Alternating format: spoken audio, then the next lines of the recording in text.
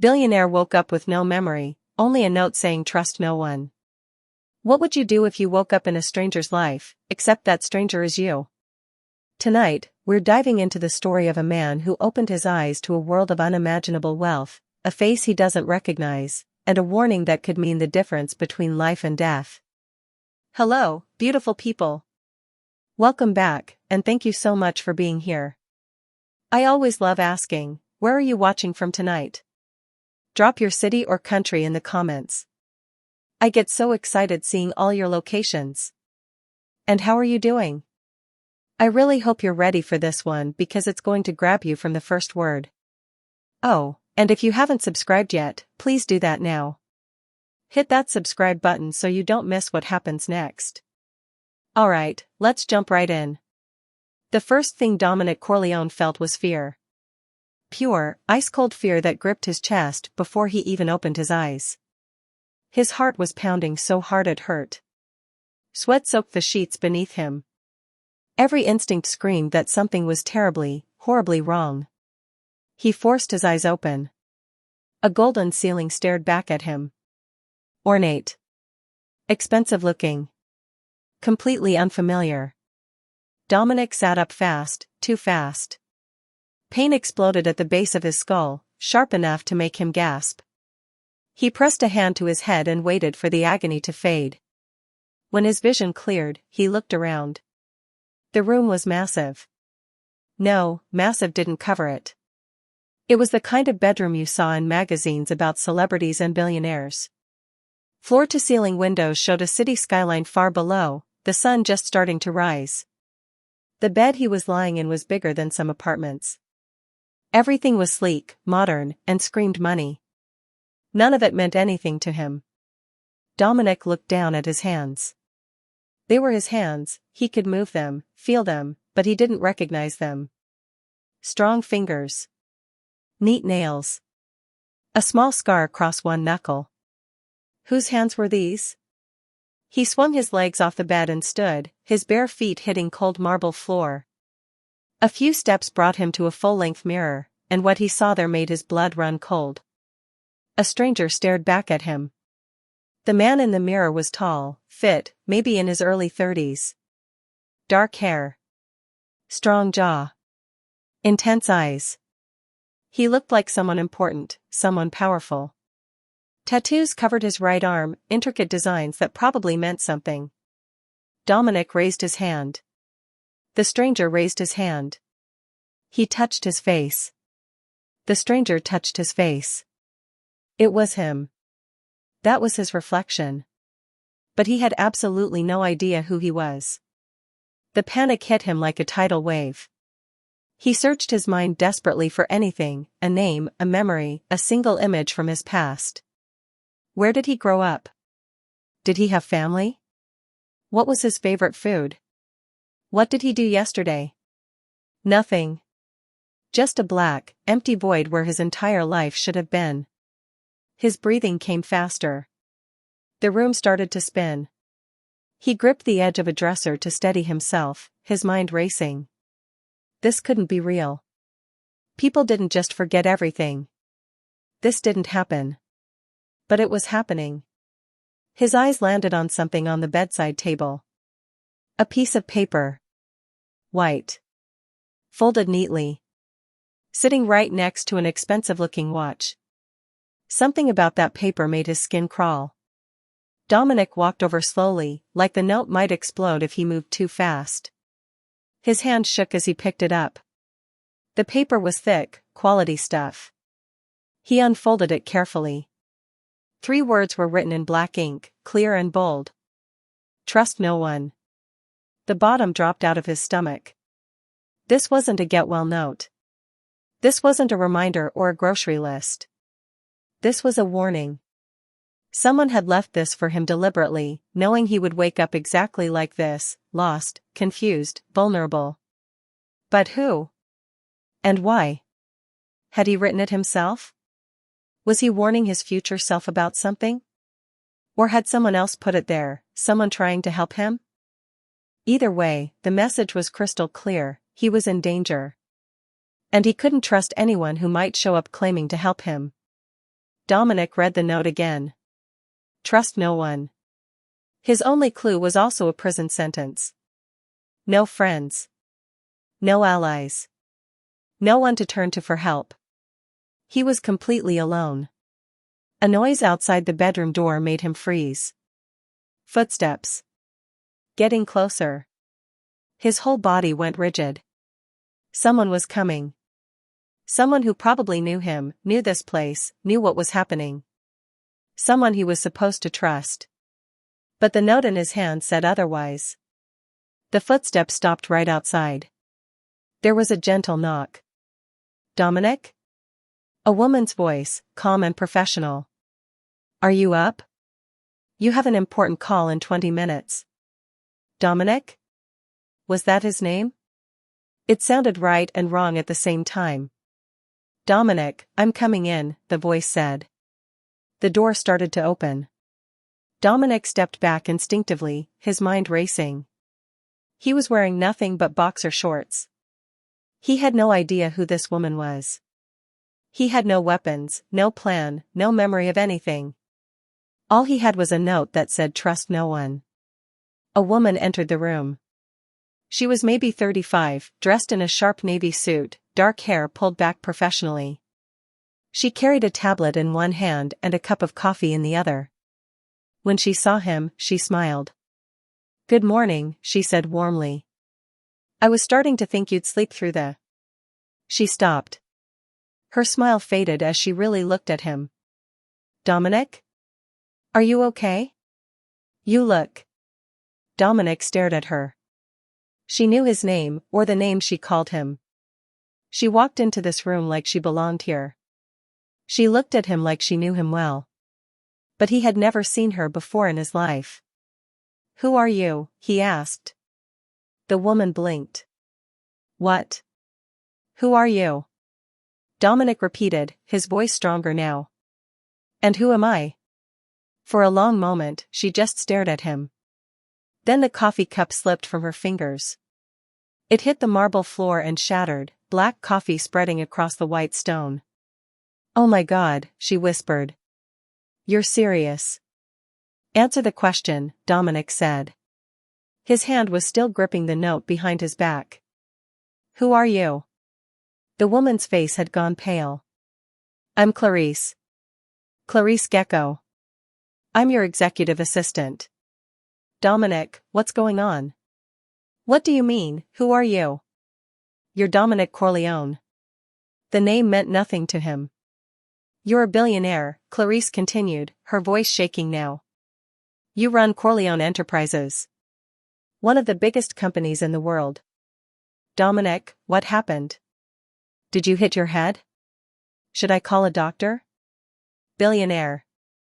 Company. Dominic Corleone. The words floated past him like they were in a foreign language. Don't call anyone, Dominic said quickly. Too quickly. Clarice's eyes widened. Dominic, if you can't remember who you are, you need medical help. This could be serious. Let me just... I said don't call anyone. The command came out harsh, almost aggressive. Clarice froze, her hand halfway to her pocket. For the first time, something other than concern crossed her face. Fear? Suspicion?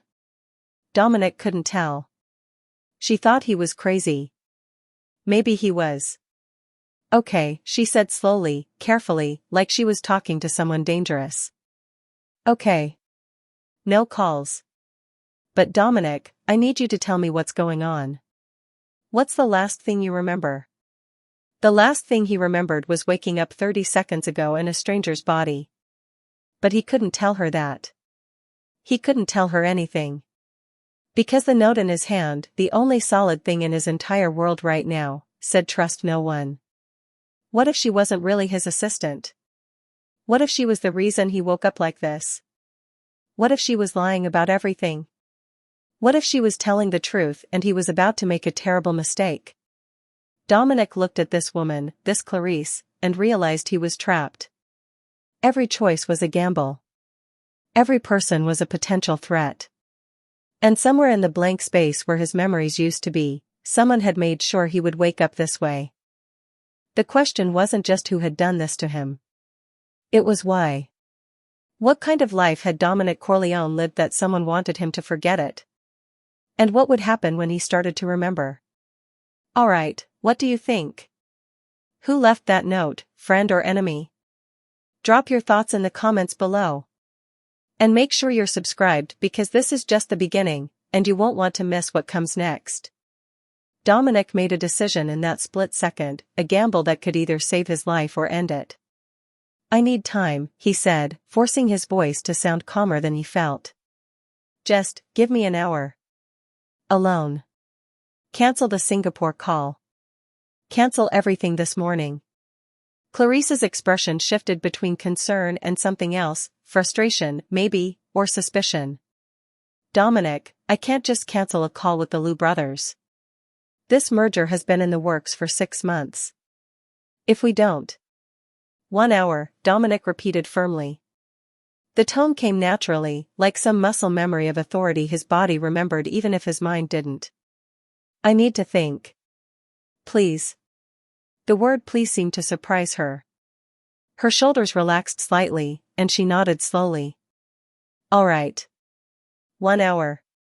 But Dominic, if you're not feeling well, if something happened. I'll tell you. 1 hour. Clarice bent down carefully, picking up the broken pieces of the coffee cup with shaking hands. She kept glancing at him like he might suddenly collapse or attack her. When she stood, she looked him directly in the eyes. For years, she said quietly. I've worked for you for 4 years, Dominic. I've never seen you like this. Whatever is happening, you can trust me. I hope you know that.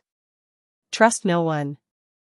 The words burned in his mind as he watched her leave, the door clicking shut behind her. The moment she was gone, Dominic moved. He went straight to the wardrobe and pulled on the expensive suit that was hanging there. It fit perfectly, tailored to his exact measurements. The fabric felt foreign against his skin, too smooth, too expensive. But he needed to be dressed. Vulnerable wasn't just about memory, it was about standing in silk boxers in a stranger's apartment. As he buttoned the shirt, he caught sight of his reflection again. The suit transformed him. He looked powerful. Dangerous, even.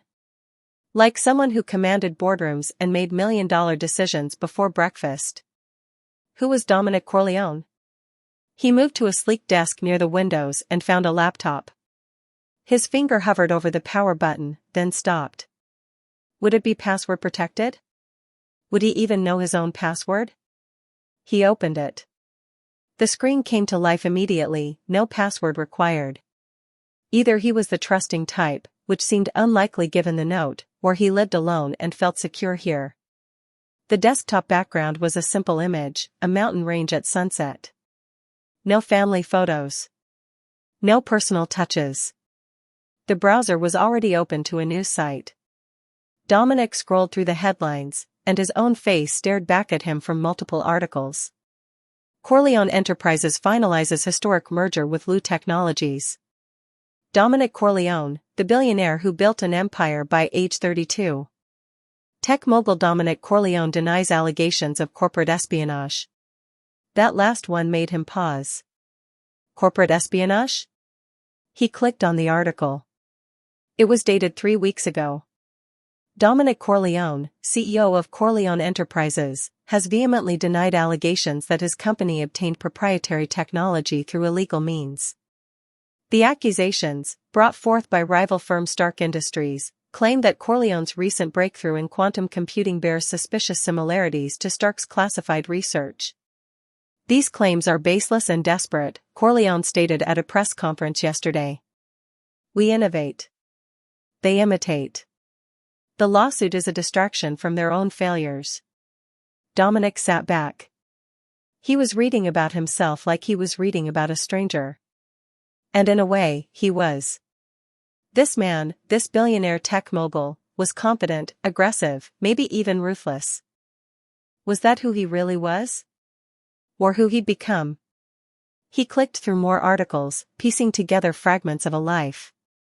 Dominic Corleone. Age 32. Self-made billionaire. Started his first company at 23. Built an empire in artificial intelligence and quantum computing. No mention of family. No mention of a wife or children. Just business, deals, mergers, and the occasional scandal. A knock at the door made him jump. Dominic? A different voice this time. Male. Deep. It's Vincent. Can I come in? Dominic's hand instinctively moved toward the note still sitting on the desk. Trust no one. Who's Vincent? He called out. Silence. Then, what? I said, who are you? The door opened slowly, and a man stepped inside. He was older than Dominic, maybe early 50s, with silver hair and sharp eyes. He wore an expensive suit and carried himself with the easy confidence of someone who belonged in places like this. But his expression when he saw Dominic was pure confusion. Is this some kind of test? The man asked. Because if it is, I don't have time for games. We have the Lou call in 40 minutes, and you haven't even reviewed the final terms. Clarice didn't tell you? Dominic asked carefully. Tell me what? So Clarice had kept her word. She hadn't called anyone. That was either a good sign or a calculated move. Dominic couldn't tell which. Vincent stepped closer, his eyes narrowing. You look terrible. Did you sleep at all? I told you those pills would mess with your head if you kept. He stopped. Wait. You stopped taking them, didn't you? That's what this is about. Pills? What pills? What pills? Dominic asked. Vincent's expression shifted from annoyed to genuinely concerned. The sleeping pills. The ones Dr. Patterson prescribed after the incident. Dominic, are you okay? You're acting strange. What incident? Now Vincent looked alarmed. He pulled out his phone. I'm calling Patterson. Something's wrong. No. Dominic moved faster than he thought possible, grabbing Vincent's wrist. The older man stared at him in shock. Don't call anyone, Dominic said.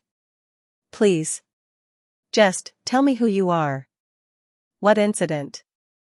Everything. Vincent pulled his hand back slowly, his eyes searching Dominic's face like he was seeing him for the first time. When he spoke, his voice was softer, more careful. I'm Vincent Kane. I've been your business partner and friend for 8 years. Dominic, what's going on? What's the last thing you remember? Friend. The word hit harder than Dominic expected. This man claimed to be his friend. But the note. I don't remember anything, Dominic admitted. The words felt like defeat. I woke up this morning and everything was gone. My whole life. I don't know who I am. Vincent's face went pale. He sank into a chair like his legs had stopped working. Amnesia, he whispered. Jesus Christ. After everything that happened last month, now this? What happened last month? Vincent ran a hand through his silver hair. Your brother. Leo. He died. The words hung in the air like smoke. Dominic felt them somewhere deep, in a place beyond conscious memory. Brother. He'd had a brother. And that brother was dead. How? Dominic asked, his voice barely audible. Car accident, Vincent said. At least, that's what the police said. You didn't believe them. You thought you were investigating on your own. You became obsessed with it. Stopped sleeping. Started taking pills just to get a few hours of rest. I warned you that you were going to burn out, but you wouldn't listen. You kept saying someone had killed him. That it wasn't an accident. Dominic's mind raced. A dead brother. A possible murder. An obsessive investigation. And now, amnesia. This wasn't random. This couldn't be random. Did I find anything? Dominic asked. In my investigation? Vincent hesitated. It was just a fraction of a second, but Dominic saw it. The older man was deciding what to say. Choosing his words carefully. You said you were close, Vincent finally answered. You told me 3 days ago that you'd found proof. That you knew who was responsible. But you wouldn't tell me who. You said it was safer if I didn't know yet. You were planning to go to the police this week with everything you'd gathered. 3 days ago. Dominic had discovered who killed his brother 3 days ago. And now his memory was completely gone. That wasn't a coincidence. That was someone covering their tracks. Where would I keep that proof? Dominic asked urgently. Files? Documents? Where would I hide something important? Vincent stood up, his expression hardening with understanding. You think someone did this to you? You think they erased your memory to stop you from exposing them? Don't you? The older man's jaw tightened. Your office. You have a private safe in your office downtown. Only you know the combination. And there's another one here, behind that painting. He pointed to a large abstract piece on the wall. Dominic moved to the painting and lifted it down. Behind it was indeed a wall safe with a digital keypad. I don't know the code, Dominic said. Try Leo's birthday, Vincent suggested. You used it for everything after he died. I don't know Leo's birthday. The frustration in his own voice surprised him. He had a dead brother he couldn't remember. A life he couldn't recall. Evidence he couldn't access. He was locked out of his own existence. Vincent pulled out his phone and scrolled through it.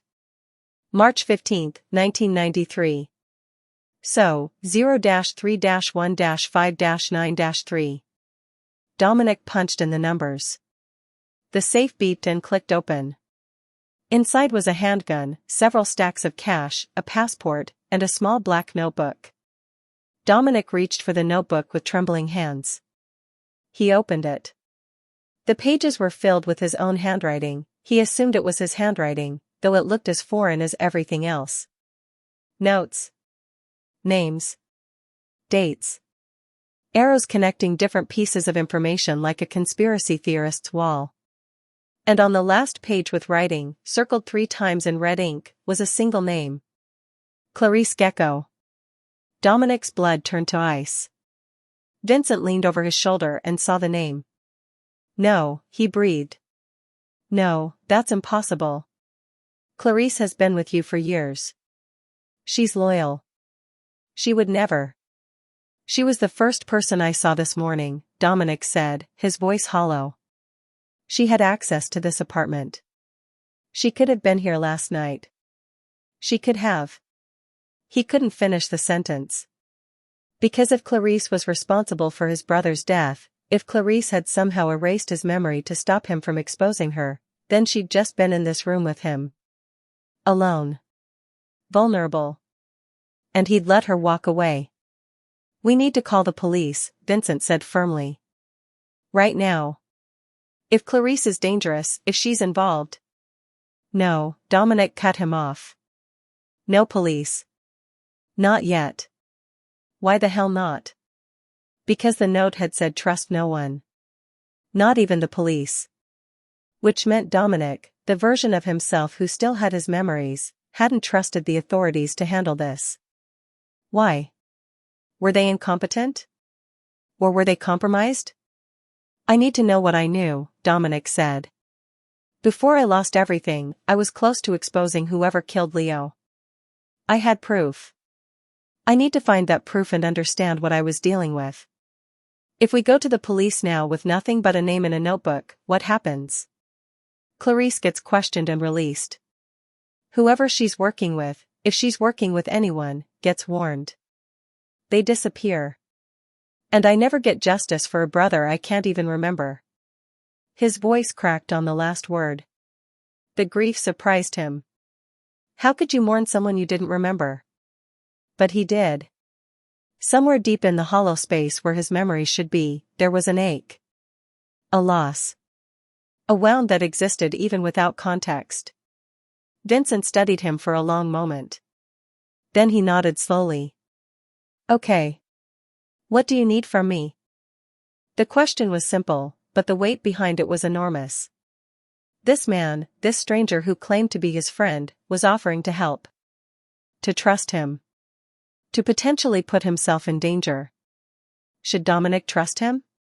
The note said to trust no one. But the notebook had Clarice's name in it, not Vincent's. And the old Dominic, the one who still had his memories, had clearly trusted Vincent enough to discuss the investigation with him. Or was that exactly what Vincent wanted him to think? Dominic looked at the older man's face, searching for any sign of deception, any hint of danger. He saw only concern and determination. He had to make a choice. He couldn't do this completely alone. I need time, Dominic said. Tell Clarice I'm sick. Cancel everything for today. I need to go through this notebook, check my office safe, and figure out what I knew. Can you keep Clarice away from me for a few hours? Vincent nodded. I can do that. But Dominic, if she is involved, if she realizes you're investigating her, she might run. Or worse. I know, Dominic said. But I have to take that risk. Someone took my memories. Someone killed my brother. And I'm going to find out who, even if I have to rebuild every piece of evidence from scratch. Vincent gripped his shoulder. Your brother would be proud. Leo always said you were the stubborn one. The words were meant as comfort, but they just reminded Dominic of everything he'd lost. A brother who'd praised him. A history together. Memories that should have been precious and were now just gone. What was he like? Dominic asked quietly. Leo? Vincent smiled sadly. Like you, but softer. He was the dreamer. You were the builder. He came up with impossible ideas, and you made them real. You two were unstoppable together. When he died. Vincent's voice caught. When he died, it was like half of you died with him. That's why you've been so obsessed with finding the truth. It's not just about justice, Dominic. It's about the only family you had left. Only family. So their parents were gone too. Dominic was alone in the world except for a partner he wasn't sure he could trust and an assistant who might be a murderer. The weight of it all threatened to crush him. But somewhere in that weight, there was also fuel. Anger. Determination. Leo deserved justice. And Dominic, this version of Dominic, the one starting from zero, was going to get it for him. Even if he couldn't remember his brother's face. Even if he had to suspect everyone around him. Even if it killed him. Thank you, Vincent, Dominic said. For helping me. The older man nodded and headed for the door. But before he left, he turned back. Dominic? Be careful. Whoever did this to you, they're smart and they're ruthless. Don't underestimate them. Then he was gone, and Dominic was alone with a notebook full of clues to a life he couldn't remember and a mystery that had already cost him everything. He sat down at the desk and opened the notebook to the first page. Time to find out who Dominic Corleone really was. And who had tried to erase him. What do you think? Can Dominic trust Vincent? Is Clarice really the enemy, or is this a setup? Drop your theories below. And if you're loving this story, hit that like button and make sure you're subscribed. This is about to get even more intense. Dominic spent the next 30 minutes poring over the notebook like his life depended on it. Because it probably did. The entries were cryptic, written in a shorthand that his past self had apparently understood, but that meant nothing to him now. Names without context. Dates without events. Arrows connecting pieces of a puzzle he couldn't see. But patterns began to emerge. Leo's name appeared on nearly every page. The date of his death, February 14th, just over a month ago, was marked with a black X. After that date, the entries became more frantic, the handwriting messier, more urgent. There were references to the transaction and offshore accounts. A company name kept appearing, Prometheus Solutions. Dominic pulled out his phone and searched for it. The results were sparse: a shell corporation registered in the Cayman Islands, no public information about what they actually did. And then there was Clarice's name. It appeared 3 times in the notebook. Once, 2 weeks after Leo's death, with a question mark next to it. The second time, a week later, with the words "access to everything" written beside it. And finally, on the last page, circled 3 times in red ink. What had he discovered about her? A soft chime from the laptop made him look up. An email notification. The message was from an address he didn't recognize, a string of random numbers and letters at securemail.com. The subject line read, "You asked me to send this if you didn't check in." Dominic's heart hammered as he opened it. Dominic. If you're reading this, something went wrong. You set this up as a dead man's switch. If you didn't log into the secure server every 24 hours, this email would send automatically. You don't remember me, do you? You probably don't remember anything. They threatened they could do that. I didn't believe them until now. My name is Sarah. Sarah Hockley. I was Leo's fiancée. After he died, you came to me with questions. You were the only one who believed me when I said it wasn't an accident. We've been working together to find the truth. You told me 3 days ago that you'd found the proof. You said you were going to confront someone close to you, someone you trusted. You wouldn't tell me who because you wanted to protect me. You said if anything happened to you, if you disappeared or if you suddenly forgot everything, I should run. So I'm running. But first, I'm sending you this. Check your office safe. The password is brother. Everything you need is in there. I'm sorry I couldn't protect you. I'm sorry I couldn't save either of you. Don't trust Clarice. Don't trust Vincent. Don't trust anyone at Corleone Enterprises. And Dominic? Your brother loved you. Whatever you've forgotten, remember that. S. Dominic read the email twice, his mind reeling.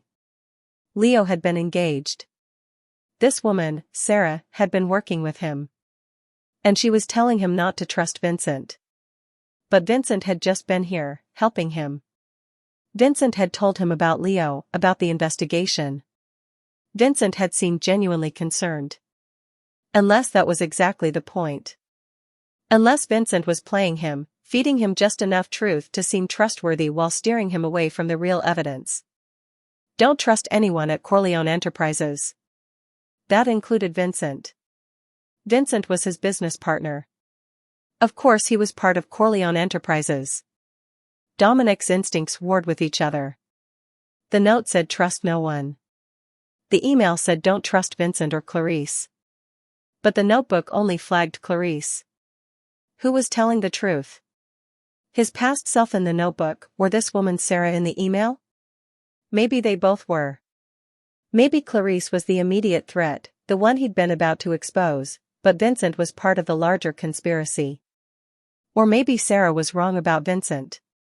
Maybe the old Dominic had trusted his business partner even while suspecting Clarice. There were too many variables. Too many unknowns. One thing was certain, he needed to get to his office and check that safe. Dominic stood and grabbed a jacket from the closet. As he shrugged it on, he caught sight of himself in the mirror again. He looked different now. Still a stranger, but a stranger with purpose. With determination. Whoever had taken his memories had made a mistake. They'd left him the breadcrumbs. The notebook. The safe. The email. They'd assumed that without his memories, he'd be helpless. They were wrong. He opened the bedroom door carefully, listening. The penthouse was silent. Had Vincent actually left, or was he out there waiting? Was Clarice gone, or was she in another room, planning her next move?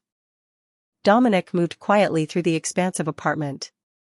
It was even more impressive in full daylight, all floor-to-ceiling windows, designer furniture, and abstract art that probably cost more than most houses. This was his home. His life. And it felt like a museum dedicated to a dead man. He made it to the front door without encountering anyone. A private elevator waited in the hallway outside. He pressed the button. The doors opened immediately. And there was a woman inside. She wasn't Clarice. This woman was younger, maybe late 20s, with auburn hair pulled into a messy ponytail and bright green eyes that were currently red-rimmed from crying. She wore jeans and an oversized sweater, and she was holding a coffee cup in trembling hands. When she saw him, she gasped. The coffee cup fell, splashing across the elevator floor. "Dominic," she breathed. "Oh my God. They said you were sick, that you weren't seeing anyone today, but I had to, I couldn't just." She stepped forward and threw her arms around him. Dominic froze, every muscle in his body going rigid. This stranger was hugging him. Tight. Like she knew him.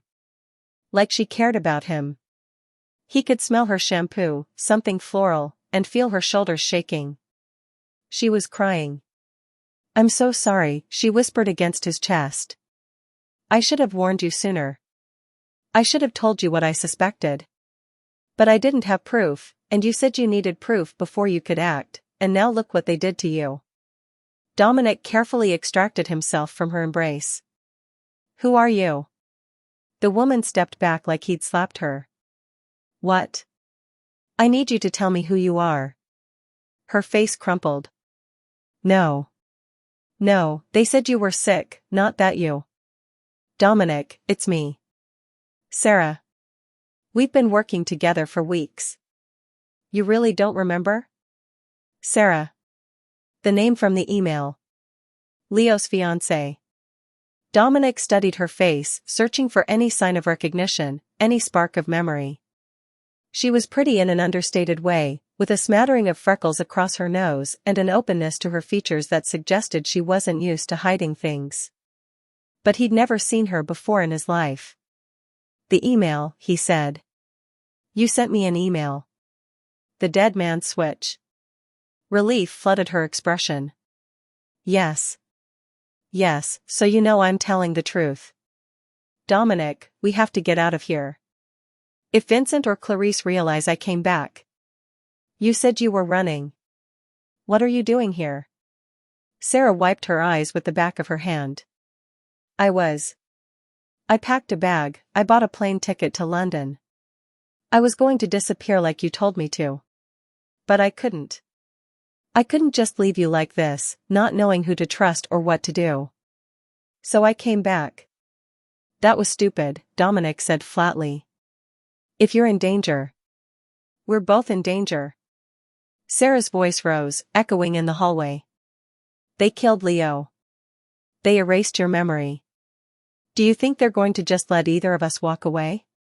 Our only chance is to finish what you started. Expose them before they can destroy the evidence." She had a point. Running might keep Sarah alive in the short term, but whoever was behind this had the resources to erase memories and stage car accidents. They could find her eventually. "The office safe," Dominic said. "Do you know what's in it?" "No. You wouldn't tell me. You said it was safer if the evidence was compartmentalized. But you told me the password in case something happened to you." "Brother." All caps. The same password from the email. That detail gave her credibility, it wasn't something she could have guessed. "We need to go," Sarah said urgently. "Now. Before Vincent comes back or Clarice gets suspicious. Your car is in the garage. We can." The elevator chimed. Both of them froze. Someone had called it from another floor. Sarah grabbed his arm.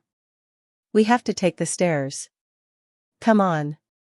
She pulled him toward a door marked exit. They slipped through just as the elevator arrived. Through the small window in the stairwell door, Dominic saw the elevator open. Vincent stepped out. And he wasn't alone. Two men in dark suits flanked him. They were big, professional-looking. Not bodyguards, Dominic had seen enough movies to recognize the type. These were enforcers. Muscle. Vincent pulled out a keycard and moved toward Dominic's penthouse door. "Go," Sarah whispered urgently. "Now." They descended the stairs as quietly as they could, Sarah leading the way. Dominic's mind was racing. Vincent had come back. With backup. Was he coming to help Dominic, or to make sure he didn't remember anything else? Don't trust Vincent. Don't trust anyone at Corleone Enterprises. They reached the parking garage 50 floors later, both of them breathing hard. Sarah led him to a sleek black car, a Tesla, top of the line. She held out her hand expectantly. Keys? I don't have keys. It's your car. Check your pockets. Dominic patted down the suit jacket. In the inner pocket, he found a key fob. He clicked it, and the Tesla's lights flashed. You drive, Sarah said. You're better at losing tails than I am. The statement was casual, thrown out like it was common knowledge. But it told Dominic something important about himself. Apparently, he'd needed to lose tails before. This wasn't his first dangerous situation. What kind of life had he been living? They got into the car. The moment Dominic sat in the driver's seat, something clicked in his body. His hands found the controls automatically. Muscle memory. He might not remember learning to drive this car, but his body did. He pulled out of the parking space and headed for the exit. Where's your office? Sarah asked. I don't know. She pulled out her phone and rattled off an address, bringing up a map. Downtown. 20 minutes in traffic. Less if you drive like you usually do. Dominic followed the GPS directions, weaving through morning traffic with a confidence that surprised him. His conscious mind didn't remember how to drive, but his hands and feet knew exactly what to do. Tell me about Leo, he said as they merged onto the freeway. What was he like? Sarah's expression softened and broke at the same time. He was kind. Brilliant. He saw the best in everyone, even when he shouldn't have. He proposed to me on New Year's Eve. We were going to get married in June. Her voice cracked. We'd already picked the venue. Your brother was going to be Leo's best man.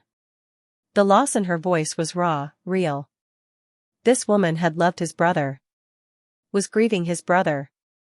And somehow, in the aftermath of that loss, she and Dominic had formed an alliance. Had it been just an alliance? The thought came unbidden. Sarah had hugged him like she cared. Like they were close. And she'd come back for him despite the danger, despite his explicit instructions to run. Were we? Dominic hesitated. Were we involved? You and me? Sarah's eyes widened. What? No. God, no. You loved Leo. I loved Leo. We would never. She trailed off, her cheeks flushing. We were friends. Partners in the investigation. That's all. But something in the way she said it made Dominic wonder if she was telling the whole truth. Or if maybe there had been something neither of them had acted on, something complicated by grief and guilt and loyalty to a dead man. Someone's following us, Sarah said suddenly, her voice tight. Dominic checked the rearview mirror. A black SUV, 3 cars back, matching their lane changes. Are you sure? He asked. You taught me to spot tails. That SUV has been with us since we left your building. Dominic's pulse kicked up. Hold on. He cut across 2 lanes, earning angry honks. The SUV followed. He accelerated, weaving between cars. The SUV kept pace. It's them, Sarah said, her voice rising with panic. They know. They know we're going for the evidence. Dominic took the next exit at the last possible second, tire squealing. The SUV tried to follow but got blocked by a semi. They'd bought themselves maybe 30 seconds. How far to the office? Dominic demanded. 10 minutes. But Dominic, if they know where we're going, they'll beat us there or be right behind us. I know. But we don't have a choice. We need what's in that safe. He pushed the Tesla faster, running yellow lights, taking risks that his conscious mind screamed were dangerous but his body executed flawlessly. Behind them, the SUV had made it through traffic and was gaining. Sarah was gripping the door handle, her face pale. "Just like old times," she muttered. "We've done this before?" "Twice. You really were close to the truth. They've been trying to stop you for weeks." The downtown skyline loomed ahead. Dominic followed Sarah's directions to a gleaming tower of glass and steel. A sign out front read, "Corleone Enterprises." His company. His building. His name. He pulled into the underground parking garage, the SUV visible in the mirror now, closing the distance. "There's a private elevator from the garage to your office," Sarah said. "Top floor." "We can." The SUV screeched into the garage behind them. Dominic didn't slow down. He couldn't. He pushed the Tesla deeper into the garage, tires squealing on the polished concrete. "There." Sarah pointed to a bay marked executive parking with a private elevator door next to it. Dominic slammed on the brakes and they jumped out, running for the elevator.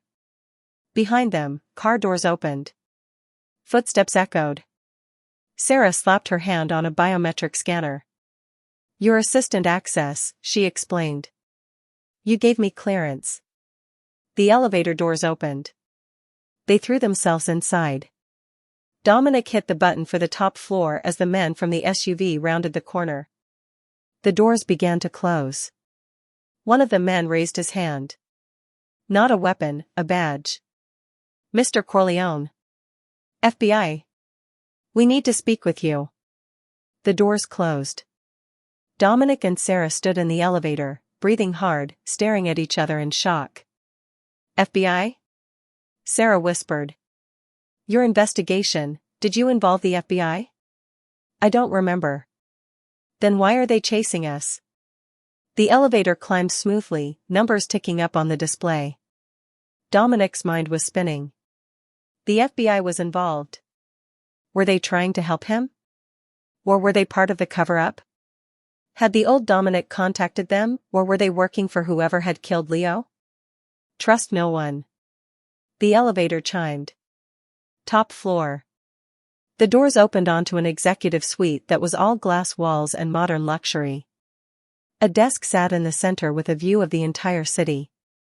Behind it, a large abstract painting hung on the wall. Sarah ran to the painting and lifted it down. The safe.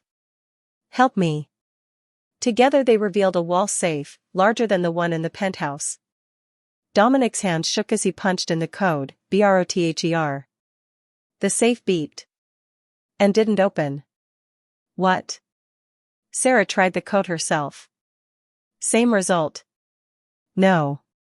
No, this was the code. You told me this was the code. Maybe I lied, Dominic said quietly.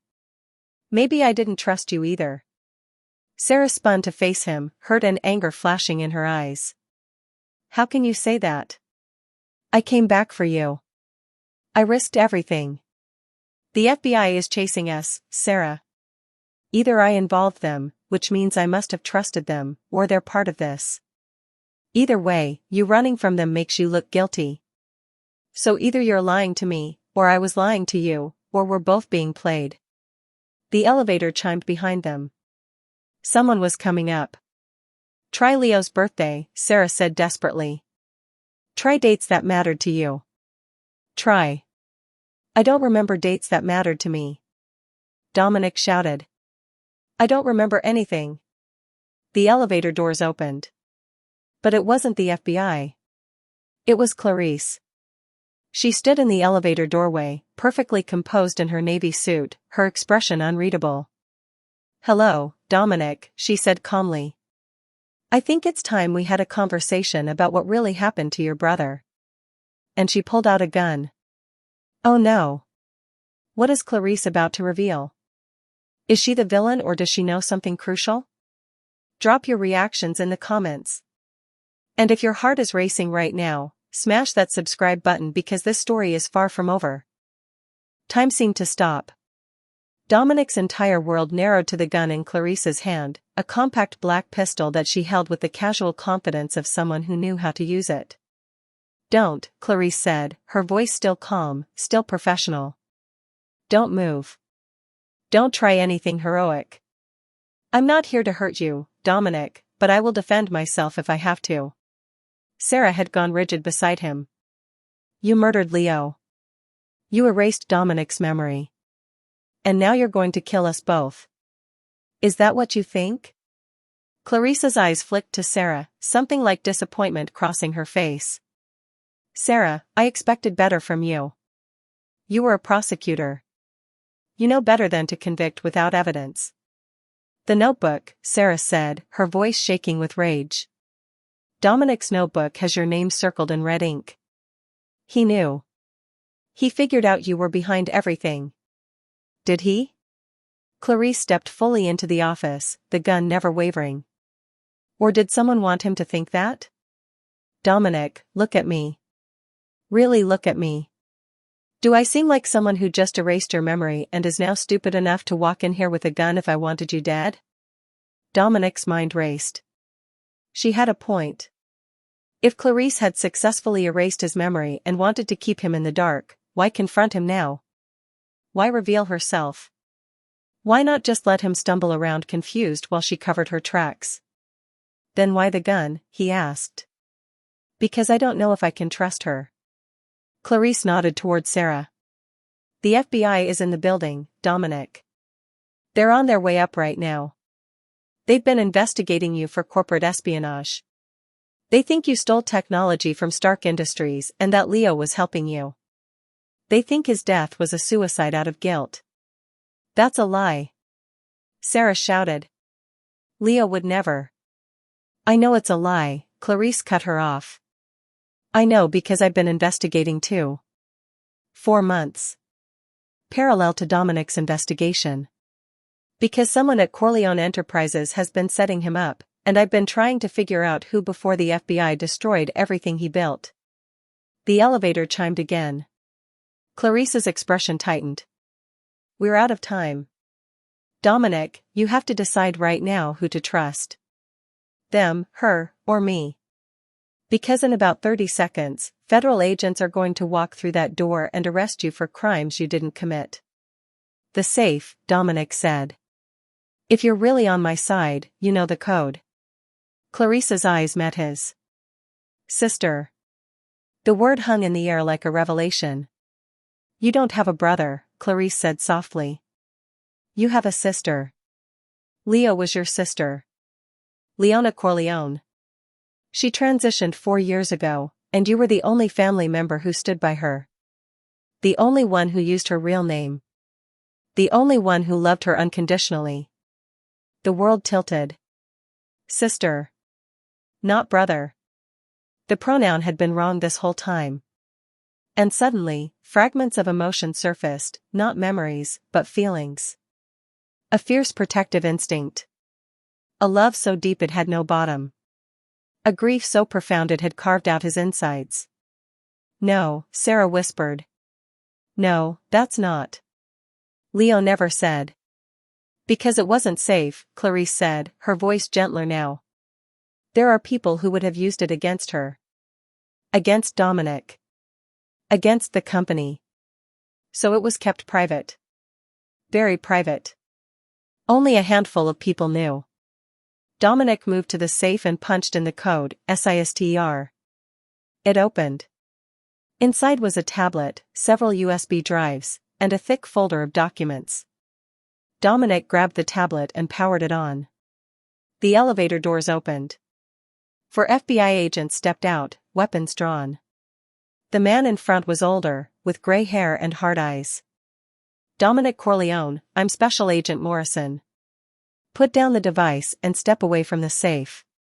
You're under arrest for corporate espionage and conspiracy to commit fraud." "He didn't do anything." Sarah moved in front of Dominic. "You've been investigating the wrong person." Dominic was trying to expose. "Ms. Hockley, step aside," Morrison said. "You're not helping him." Clarice still had her gun out, but she'd lowered it slightly. Agent Morrison, I'm Clarice Gecko, Mr. Corleone's legal counsel. You don't have a warrant for his arrest. You have questions, which he'll be happy to answer through his attorney. Which is me. Morrison's jaw tightened. We have evidence that Mr. Corleone obtained classified technology through illegal means. We have communications, financial transfers, and witness testimony. This isn't a fishing expedition, Ms. Gecko. We have a case. Then charge him, Clarice said coolly. Read him his rights. Do this properly. Or are you planning to skip due process? The standoff stretched. 4 federal agents with guns. 1 attorney with a gun. A woman who might be an ally or might be a liability. And Dominic, holding a tablet that supposedly contained the truth about everything. The tablet screen came to life. A video player opened automatically, showing a single file labeled Play Me First. Dominic hit play. His own face appeared on the screen. But this version of himself looked haunted, exhausted. There were dark circles under his eyes and a wild, desperate energy in his expression. If you're watching this, his recorded self said, then the memory wipe worked. They did it. They actually did it. Okay. Okay, listen to yourself carefully. Your name is Dominic Corleone.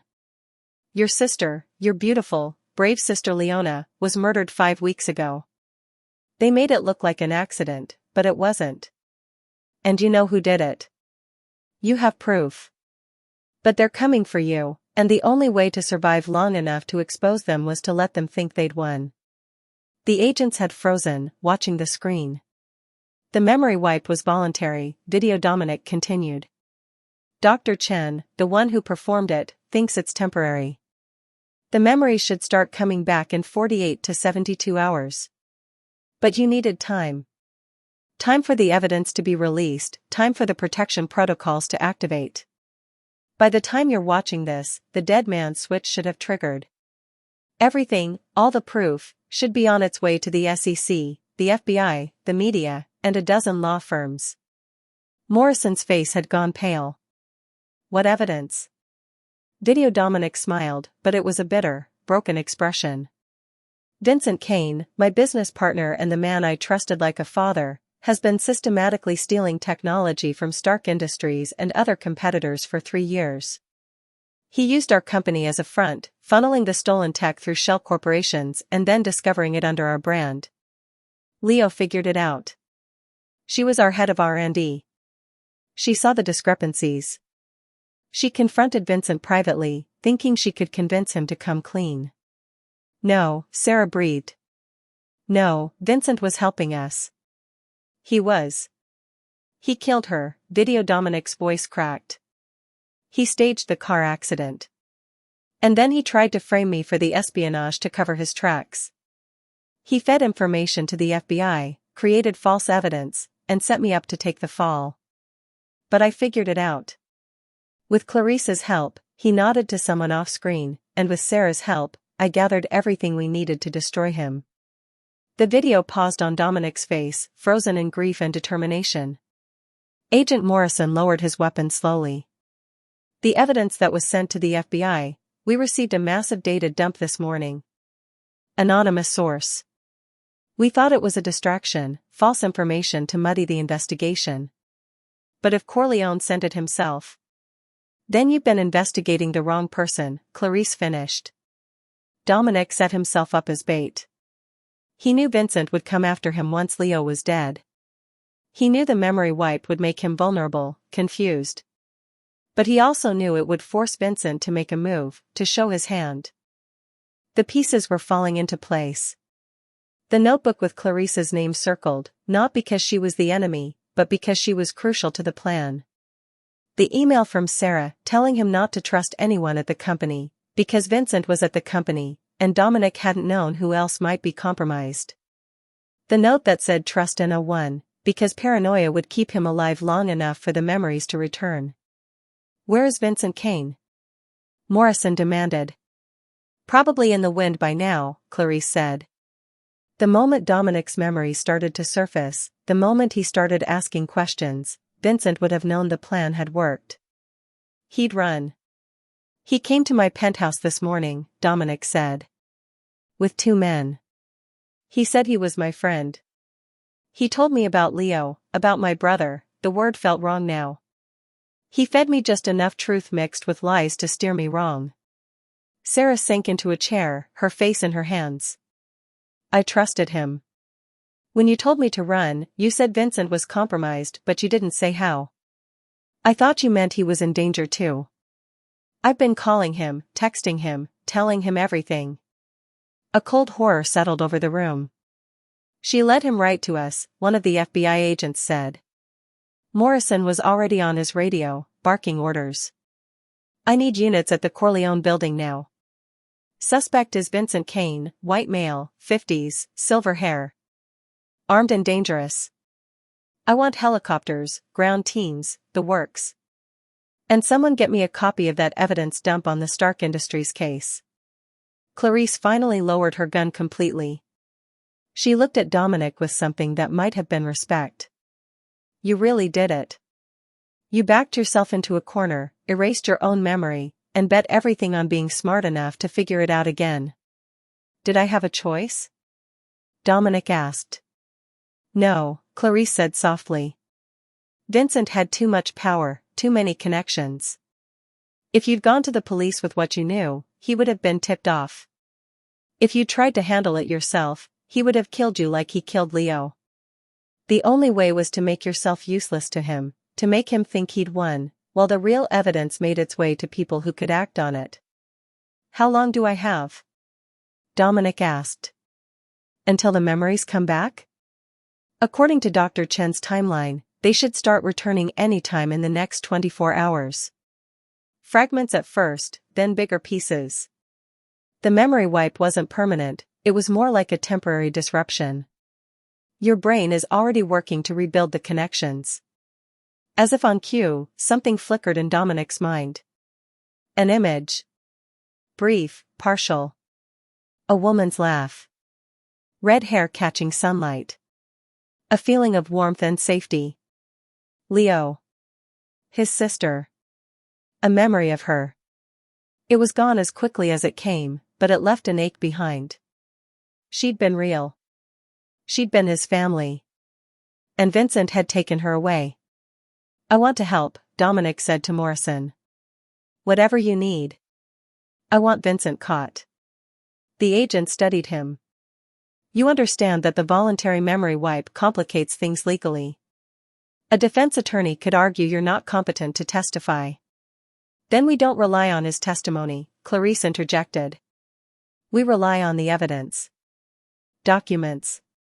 Communications. Financial records. Everything Dominic gathered before the memory wipe. It's all admissible. Morrison nodded slowly. We'll need to go through everything. And Mr. Corleone, you're not under arrest, but you're not free to leave either. You're a material witness at minimum, possibly still a suspect until we verify the evidence. Understood, Dominic said. Sarah stood up, her face streaked with tears. I'm sorry. God, I'm so sorry. I led him right to you. If something had happened because of me. You didn't know, Dominic said. But there was a distance in his voice. She had trusted Vincent. She had potentially compromised everything. Even if it was unintentional, even if she'd been manipulated, the damage could have been catastrophic. Sarah heard it too. She flinched like he'd struck her. Leo loved you so much, she whispered. She talked about you all the time. How brilliant you were, how you'd built this empire from nothing. How you were the only person who really saw her for who she was. And I've ruined everything she would have wanted for you. Another flicker. Another fragment of memory. Leo's voice, don't be so hard on her, Dom. She sees the best in people. Like you used to. Had he been different before? Less suspicious, less guarded? Had Leo's death changed him, or had building a billion-dollar company required him to become harder, colder? You didn't ruin anything, Dominic said, his voice gentler. Vincent manipulated both of us. That's what he does. That's how he got away with it for so long. Sarah met his eyes, and something passed between them. Grief, yes. Guilt. But also understanding. They'd both loved Leo. They'd both been used. And they were both still standing, still fighting. Mr. Corleone, one of the FBI agents said. We're going to need you to come with us. We have a secure location where we can debrief you and go through the evidence. Dominic nodded. But as he moved toward the elevator, Clarice caught his arm. There's something you should know, she said quietly, her voice low enough that only he could hear. On the tablet. There's a second video. One marked for your eyes only. Watch it when you're alone. What's in it? Clarice's expression was unreadable. The truth about why Leo was really killed. It wasn't just the espionage she discovered. It was something else. Something Vincent couldn't let come to light. Your past self didn't trust anyone with that information. Not even me. Not even Sarah. A chill ran down Dominic's spine. What kind of something? Watch the video, Clarice said. And be careful who you tell. Because if I'm right about what Leo found, corporate espionage is just the beginning. Vincent wasn't working alone. And whoever he was working with is still out there. The elevator ride down to the FBI vehicles was silent. Dominic sat between two agents, Sarah across from him, her eyes red and distant. Clarice had stayed behind to secure his office and coordinate with the legal team. The tablet felt like it weighed 1,000 pounds in Dominic's hands. What secret had Leo discovered that was worth more than corporate espionage? What was so dangerous that Vincent had killed her to protect it? And why had Dominic's past self hidden that information even from the people helping him? As they emerged from the building into the bright morning sunlight, Dominic saw news vans already gathering. Word had gotten out. FBI raid on Corleone Enterprises. Billionaire CEO implicated in corporate espionage. The story was breaking. Vincent's carefully constructed frame job was collapsing. But Vincent himself was still out there somewhere. And according to Clarice, he wasn't the real threat. Dominic looked down at the tablet, at the file marked for your eyes only, and wondered what other nightmares his past self had uncovered. The memories would come back soon. Dr. Chen had promised 48 to 72 hours. But would they come back fast enough? Would he remember who he really was, what he'd discovered, in time to stop whatever was coming next? Sarah was watching him from across the vehicle. Despite everything, the danger, the betrayal, the grief, there was something in her eyes that made his chest tight. Concern. Not just for the case or for justice, but for him. Are you okay? She asked softly. Was he? He'd woken up this morning with no past, no identity, nothing but a warning. Now he knew his name, knew his sister had been murdered, knew he'd orchestrated an elaborate plan to catch her killer. He knew he was a billionaire, a CEO, someone powerful and apparently brilliant. But he still didn't know himself. Ask me tomorrow, Dominic said. When the memories come back. If they came back. If Vincent didn't find him first. If whatever secret Leo had died for didn't kill them all. The FBI vehicle pulled away from Corleone Enterprises, heading toward an unknown safe house where Dominic would spend the next hours or days being questioned, debriefed, and protected. He opened the tablet and navigated to the second video file. His finger hovered over the play button. Did he really want to know? Ignorance had a certain safety to it. The memories were coming back anyway. He could wait. But Leo couldn't wait. She was dead. And whoever had helped Vincent kill her was still out there. Dominic hit play. His own face appeared again, but this time the recording was clearly made in secret. The camera was positioned low, like it was hidden. His past self was looking over his shoulder nervously. If you're watching this video, Dominic whispered, then you made it this far. The FBI has the evidence on Vincent. Good. But that's not why Leo died. She found something else. Something bigger. He pulled out a document and held it up to the camera. It was a contract, dense with legal language. But the signatures at the bottom were clear: Vincent Kane and Senator Richard Chen. Vincent's been selling our technology to foreign governments, Video Dominic said. Not just corporate espionage, actual treason. Senator Chen has been facilitating the deals, taking bribes, providing protection. Leo found the proof. She tried to go to the FBI, but Chen has people inside the bureau. They tipped Vincent off. That's why she had to die. The implications crashed over Dominic like a wave. A U.S. senator. Foreign governments. Treason. The evidence against Vincent is real, Video Dominic continued. But it's also a distraction. Chen has the power to make it all disappear, to pardon Vincent, to bury everything. The only way to stop them both is to expose Chen. And the only way to expose Chen is with the original contracts. The ones Leo found. Where are they? Dominic whispered to the screen. I hid them somewhere Vincent would never look, his past self said. Somewhere only you would think to check. Think about Leo. Think about what mattered to her most. Think about where she felt safest. The video ended. Dominic stared at the blank screen, his mind racing. Where would Leo have felt safest? He didn't remember. The memories weren't back yet. He didn't know his sister well enough to know her safe places, her hiding spots. He looked up at Sarah. She was still watching him, concern etched in every line of her face. Sarah, he said. If Leo wanted to hide something important, somewhere she felt safe, where would she go? Sarah's brow furrowed. Why? What did the video say? Dominic glanced at the FBI agents. They were listening to their radios, coordinating the search for Vincent. But they were also listening to him. And if Senator Chen had people inside the FBI? Trust no one. Just tell me, Dominic said. Where was Leo's safe place? Understanding dawned in Sarah's eyes.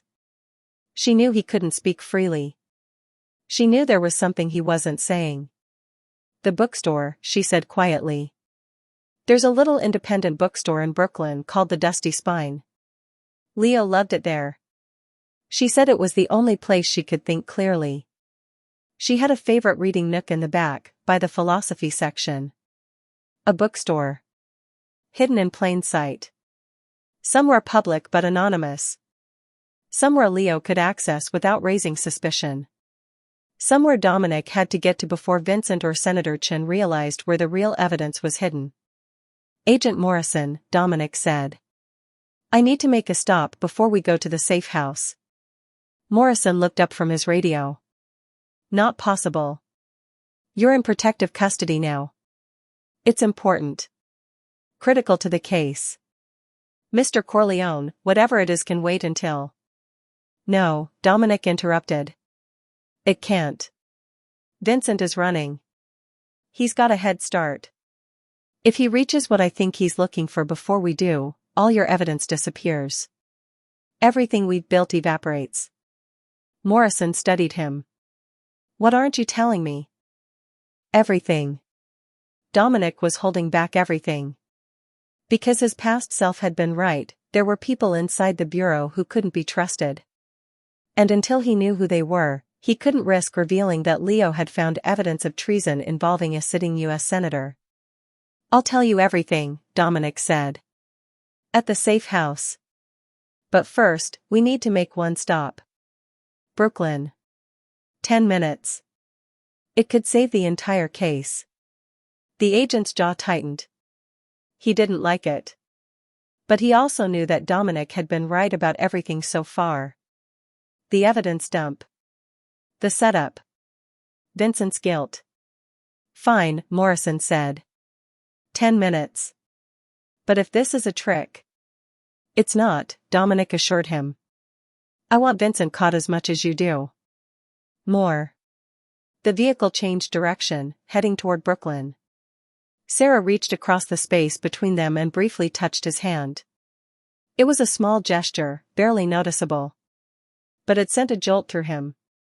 Thank you, she whispered. For trusting me. But did he trust her? Really? His past self had kept the secret of Senator Chen from her. Had kept the location of the evidence from her. Why?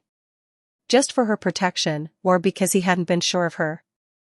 Dominic looked at this woman who'd loved his sister, who'd come back for him despite the danger, who'd risked everything to help him.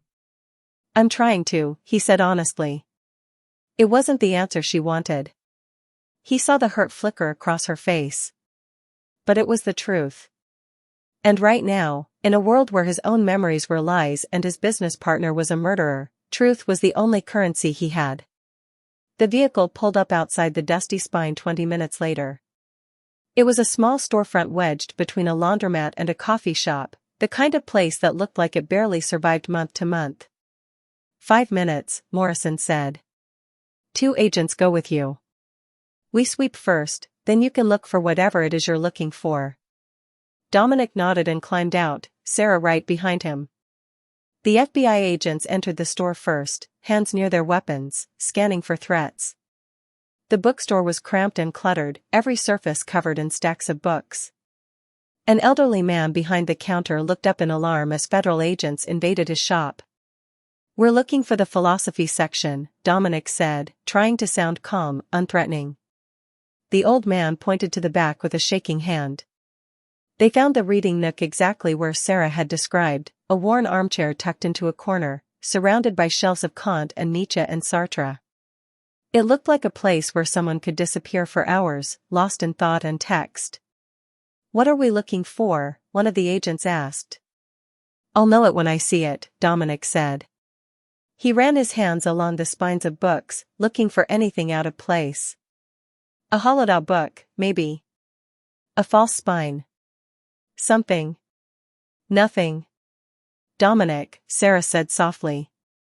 She was kneeling by the chair, running her hand underneath the seat cushion. There's something here. She pulled out a small leather journal, so thin it had been invisible beneath the cushion's padding. Dominic took it with trembling hands and opened it. Leo's handwriting filled the pages. Notes. Observations. And tucked into the middle, a USB drive. Got it, Dominic said. Got what? Morrison had entered the store. What is that? Dominic had to make another choice. Show Morrison everything and hope he wasn't one of Chen's people? Or hide it, keep the secret, and risk losing the evidence if Vincent found him? Before he could decide, his phone buzzed. Unknown number. He answered it. Hello, Dominic. Vincent's voice was smooth, calm. I see you found Leo's little insurance policy. Smart. She was always the smart one, wasn't she? Dominic's blood ran cold. Where are you? Nearby. I've been watching you since you left your building. Did you really think I wouldn't have contingency plans? I've been doing this for a very long time. You killed my sister. I did, Vincent said, not a trace of remorse in his voice. She gave me no choice. Just like you're about to give me no choice. Here's what's going to happen. You're going to walk out of that bookstore. Alone. You're going to get into the black sedan parked across the street. And you're going to give me everything Leo hid, the journal, the USB drive, all of it. Or what? Or Sarah Hockley dies. I have a man across the street from her apartment right now. One phone call from me, and she bleeds out on her kitchen floor. Your choice, Dominic. Your evidence, or another woman you care about. Make it fast. You have 60 seconds. The line went dead. Dominic looked at Sarah, his mind spinning. Vincent was bluffing. He had to be bluffing. But what if he wasn't? What if, in trying to save everyone, Dominic lost everything again? This is getting intense. What would you do, save the evidence or save Sarah? Let me know in the comments. And please, if you're invested in this story, hit that subscribe button. We're approaching the point of no return, and you won't want to miss what happens next. 60 seconds. Dominic's mind raced through calculations, probabilities, outcomes. Vincent was a murderer, a traitor, a man who'd killed his own sister without hesitation. Would he balk at killing Sarah? No. Not if it served his purpose. But something didn't add up. Her apartment, Dominic said aloud. He said her apartment. Sarah's eyes widened. I'm not at my apartment. I've been with you all morning. Morrison had his weapon drawn now, the other agents forming a protective circle. Mr. Corleone, what's going on? Dominic's phone buzzed again. A photo. Sarah's apartment building. A man in dark clothes standing across the street, his face turned toward the camera. The timestamp showed it was taken 5 minutes ago. But Sarah was right here. He doesn't know where you are, Dominic said slowly, the realization crystallizing. He's guessing. He knows you're important to me, but he doesn't actually have eyes on you right now. Then why send the photo? Sarah asked. Because he's desperate, Morrison interjected. He's trying to force a mistake. Mr. Corleone, I need you to tell me what's on that USB drive. Right now. Dominic looked at the agent. Really looked at him. Morrison was in his 50s, career FBI, lines of stress etched into his face. Was he one of Senator Chen's people? Or was he clean? The phone buzzed a third time. Text message, 30 seconds. Black sedan. Alone. Or she dies. He's bluffing, Dominic said. But even as he spoke, doubt crept in. What if Vincent did have someone watching Sarah's building? What if there was even a chance he could make good on the threat? Sarah grabbed his arm. Dominic, don't. Whatever he wants, it's not worth your life. We have the evidence. We can protect. Can we? Dominic turned to Morrison. Can you guarantee her safety? Can you guarantee that Senator Richard Chen doesn't have someone inside your organization who'll tip Vincent off to her location? The color drained from Morrison's face. Senator Chen? What does he have to do with? Everything, Dominic said. The USB drive has proof that Chen has been facilitating the sale of American technology to foreign governments. Treason. Vincent was the middleman, but Chen was the enabler. That's why Leo really died. That's what she discovered. Morrison's expression shifted from shock to something harder. He pulled out his radio. I need a secure line to Director Hayes. Priority Alpha. No one else touches this communication. No one. While Morrison stepped away, making his call with tight, controlled movements, Dominic looked down at the journal in his hands. Leo's journal. His sister's final testament. A memory flashed. Sudden, vivid, painful. Leo, age 14, curled up in a hospital bed. Their mother had just walked out, refusing to accept who Leo really was. Dominic, barely 18, holding his sister's hand. I've got you. I'll always have you. No matter what. The memory was so real it nearly drove him to his knees. Leo's face, tear-streaked and terrified and heartbreakingly young. His own voice, cracking with emotion, making a promise. I'll always have you. But he hadn't. He'd failed. She was gone. Dominic? Sarah's voice cut through the grief. You're crying. He touched his face. She was right. The memories, he said hoarsely. They're starting to come back. Another flash. Leo, older now, in her 20s, laughing at something he'd said. The sound of her laugh, bright and genuine and utterly her. The way she'd snort when something was really funny, then get embarrassed about it. God, he missed her. We have to end this, Dominic said, his voice steady despite the tears. Not just for justice. For her. She deserves better than having her death be a footnote in Vincent's escape plan. His phone buzzed again. Time's up. Wrong choice, Dominic. Then, immediately after, another photo. But this one wasn't of Sarah's apartment. It was of the bookstore. Taken from across the street. Showing the FBI vehicles parked outside. Showing the agents stationed at the door. Showing Sarah visible through the window. I can see her right now, the text read. Last chance. You have 2 minutes to walk out alone. The sedan is waiting. Or I make the call, and my sniper puts a bullet through that window. Sarah saw the photo over his shoulder. Her face went white. He's here. He's actually here. Morrison was back, his expression grim. Director Hayes is mobilizing a clean team. People we know aren't compromised. But they're 20 minutes out. We need to evacuate, Dominic said. Now. Vincent has a sniper with line of sight to the store. Morrison didn't question it. He barked orders, and agents moved with trained precision.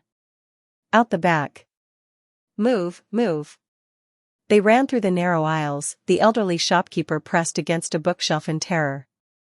The back exit led to an alley, trash bins, and fire escapes creating a maze of shadows. Vehicles are this way, an agent said, pointing left. But Dominic's instincts, old instincts, memories that were filtering back in fragments, screamed wrong. Vincent was smart. He'd anticipate the back exit. He'd have it covered. Wait, Dominic said. A black van screeched into the alley's entrance, blocking their path left. Doors flew open. Armed men poured out. Not FBI. Not police. Vincent's people. Right. Morrison shouted. Go right. They ran the opposite direction, deeper into the alley. Behind them, gunfire erupted. The FBI agents returned fire, their weapons thunderously loud in the confined space. Sarah stumbled.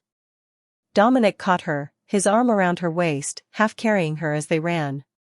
She wasn't hit, just terrified, her breath coming in panicked gasps. They burst out onto a side street. Morrison was right behind them, blood streaming from a cut on his temple. 2 other agents flanked them. The rest were either still in the alley or down. Car, Morrison panted, pointing to an unmarked sedan. Go. They piled in. Morrison drove, tires squealing as he pulled into traffic. Behind them, the black van emerged from the alley in pursuit.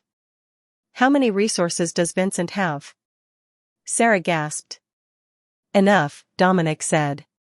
His mind was working through the problem. Vincent had money, connections, and desperation. He'd killed Leo to protect Senator Chen. He'd stolen technology for years. He had too much to lose to stop now. But so did Dominic. Another memory surfaced. Sitting across from Leo in his office, late at night. She was scared, showing him documents she'd found. Dom, this is bigger than corporate espionage. Vincent is selling secrets to China, Russia, North Korea. And there's a senator involved. I have proof, but I don't know who to trust. And Dominic's response, then we trust each other. You and me. Like always. The memory brought clarity. His past self had trusted Leo absolutely. Had trusted Sarah because Leo had loved her. Had trusted Clarice because she'd proven herself over years of loyal service. But he'd trusted no one else. Not Vincent. Not the FBI as an institution. Not even Morrison, probably, until he'd had no choice. The only question was, had his past self been right? Morrison, Dominic said. Your team. The ones back at the bookstore. Did you know them personally? The agent's jaw tightened. I picked them myself. They're good people. That's not what I asked. Did you know them? Their families, their histories, their financial situations? Morrison was quiet for a moment. What are you suggesting? That Vincent didn't just guess we'd be at that bookstore. Someone told him. Either they followed us, which seems unlikely given the FBI's counter-surveillance, or someone on your team tipped him off. Impossible. I've worked with these people for years. Vincent worked with me for 8 years, Dominic said quietly. He was like a father to me. And he murdered my sister. The car swerved through traffic, Morrison's driving aggressive and skilled. The black van kept pace, weaving between cars, relentless.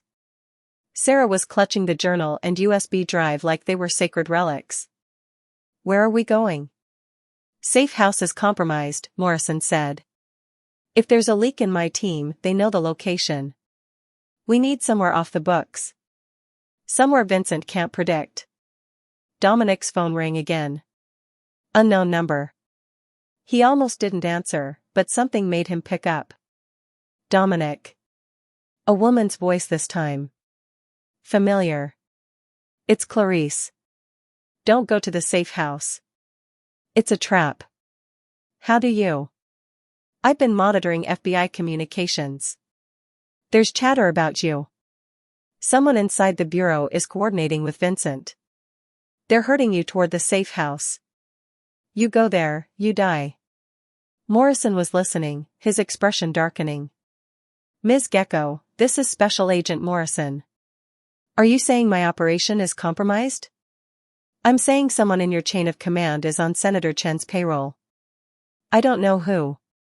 But the safe house location was leaked 90 seconds after you radioed it in. Draw your own conclusions. Morrison cursed, a long stream of profanity that would have been impressive in other circumstances. Where do we go? Dominic asked Clarice.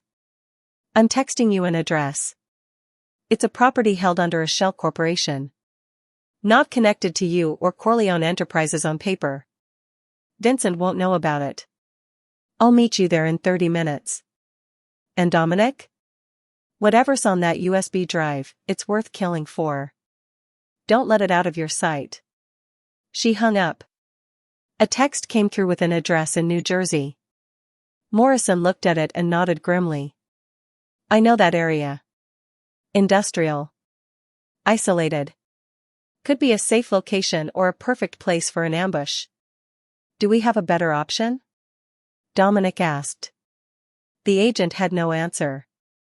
They drove in tense silence, the black van still visible in the mirrors but falling back slightly, unable to keep pace with Morrison's aggressive driving.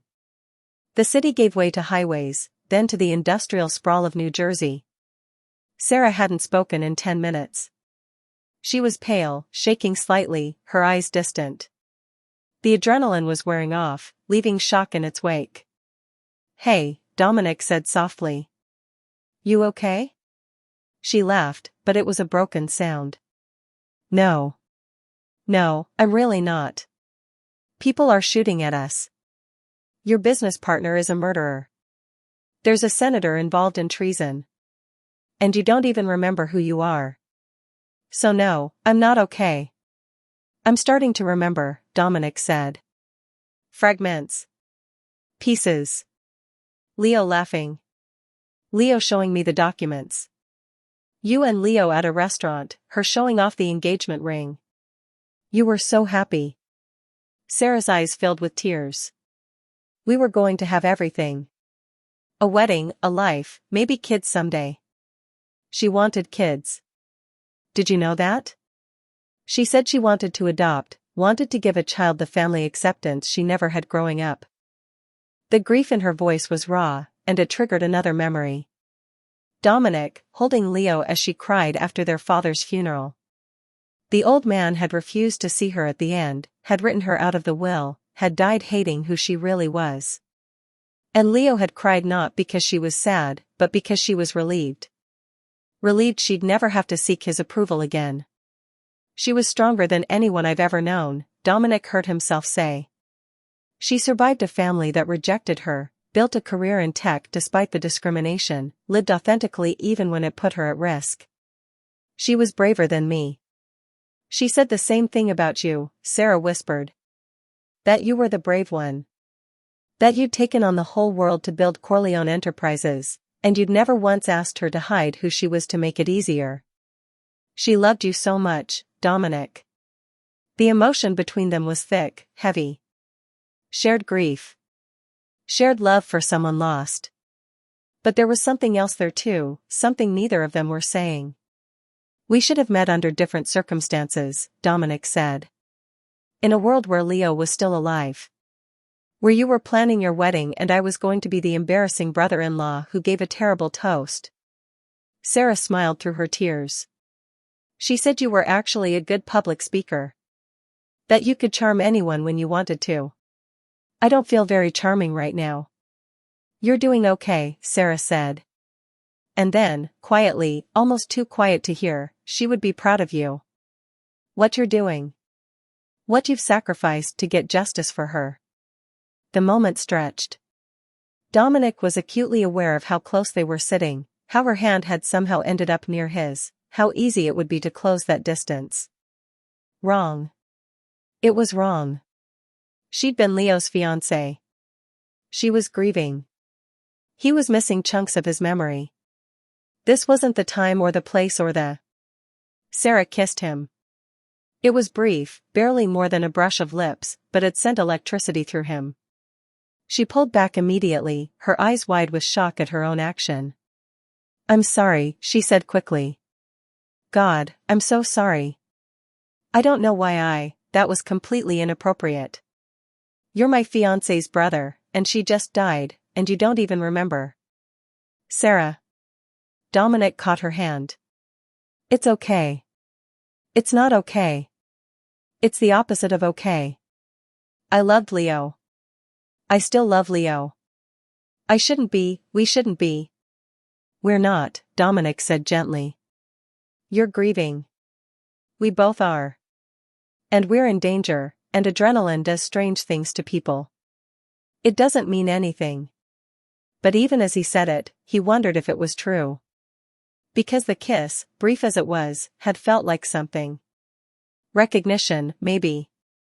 Or comfort. Or the beginning of something that had been building since they'd first met in that elevator. Had his past self felt it too? Was that why he'd kept certain secrets from her? Not because he didn't trust her, but because he trusted her too much and knew it was wrong? Morrison cleared his throat loudly from the front seat. We're here. The address Clarice had sent was a warehouse in an industrial park. Most of the surrounding buildings looked abandoned, their windows dark and broken. The area had the desolate feel of economic collapse, of businesses that had fled and never come back. Morrison circled the block twice, checking for surveillance, for traps. Finally, he pulled up to the warehouse's side entrance. I don't like this, one of the other agents said. Too isolated. Too many sight lines. We're sitting ducks if Vincent found out about this location. Clarice said it was clean, Dominic said. And you trust her? Morrison asked. Absolutely. Did he? His past self had. The notebook suggested they'd worked together closely. The video had mentioned her help. But Dominic, this version of Dominic with holes in his memory, had known Clarice for less than a day. More than I trust staying on the road, Dominic said. Vincent's got resources. The longer we're exposed, the more likely he finds us. They entered the warehouse cautiously, weapons drawn. The interior was vast and mostly empty, just concrete floors and steel support beams and the echo of their footsteps. A few offices lined one wall, their windows overlooking the main floor. Clarice was already there, sitting in one of the offices at a desk with multiple laptops open. She looked up as they entered, relief crossing her face. You made it. Good. She stood, all business. We have maybe an hour before Vincent triangulates our position. He's got significant resources deployed, private security firms, some dirty cops, and at least 2 people inside the FBI feeding him information. How do you know all this? Morrison demanded. Clarice gave him a look that was pure ice. Because I've been running a parallel investigation for 6 months, Agent Morrison. While you were building a case against Dominic for corporate espionage, I was actually doing my job and following the evidence. The evidence that pointed to Vincent Kane and, eventually, to Senator Richard Chen. She pulled up a file on one of her screens.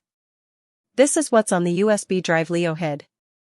Contracts showing technology transfers to Chinese and Russian shell corporations. Financial records showing payments from those corporations to accounts controlled by Vincent and Senator Chen. Communications between Chen and foreign intelligence services.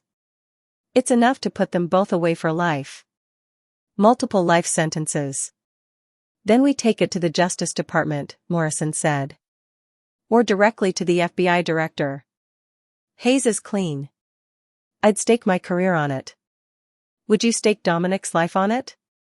Clarice asked. Sarah's life? Because the moment word gets out that this evidence exists, Chen will activate every asset he has. He'll burn everything and everyone to make it disappear.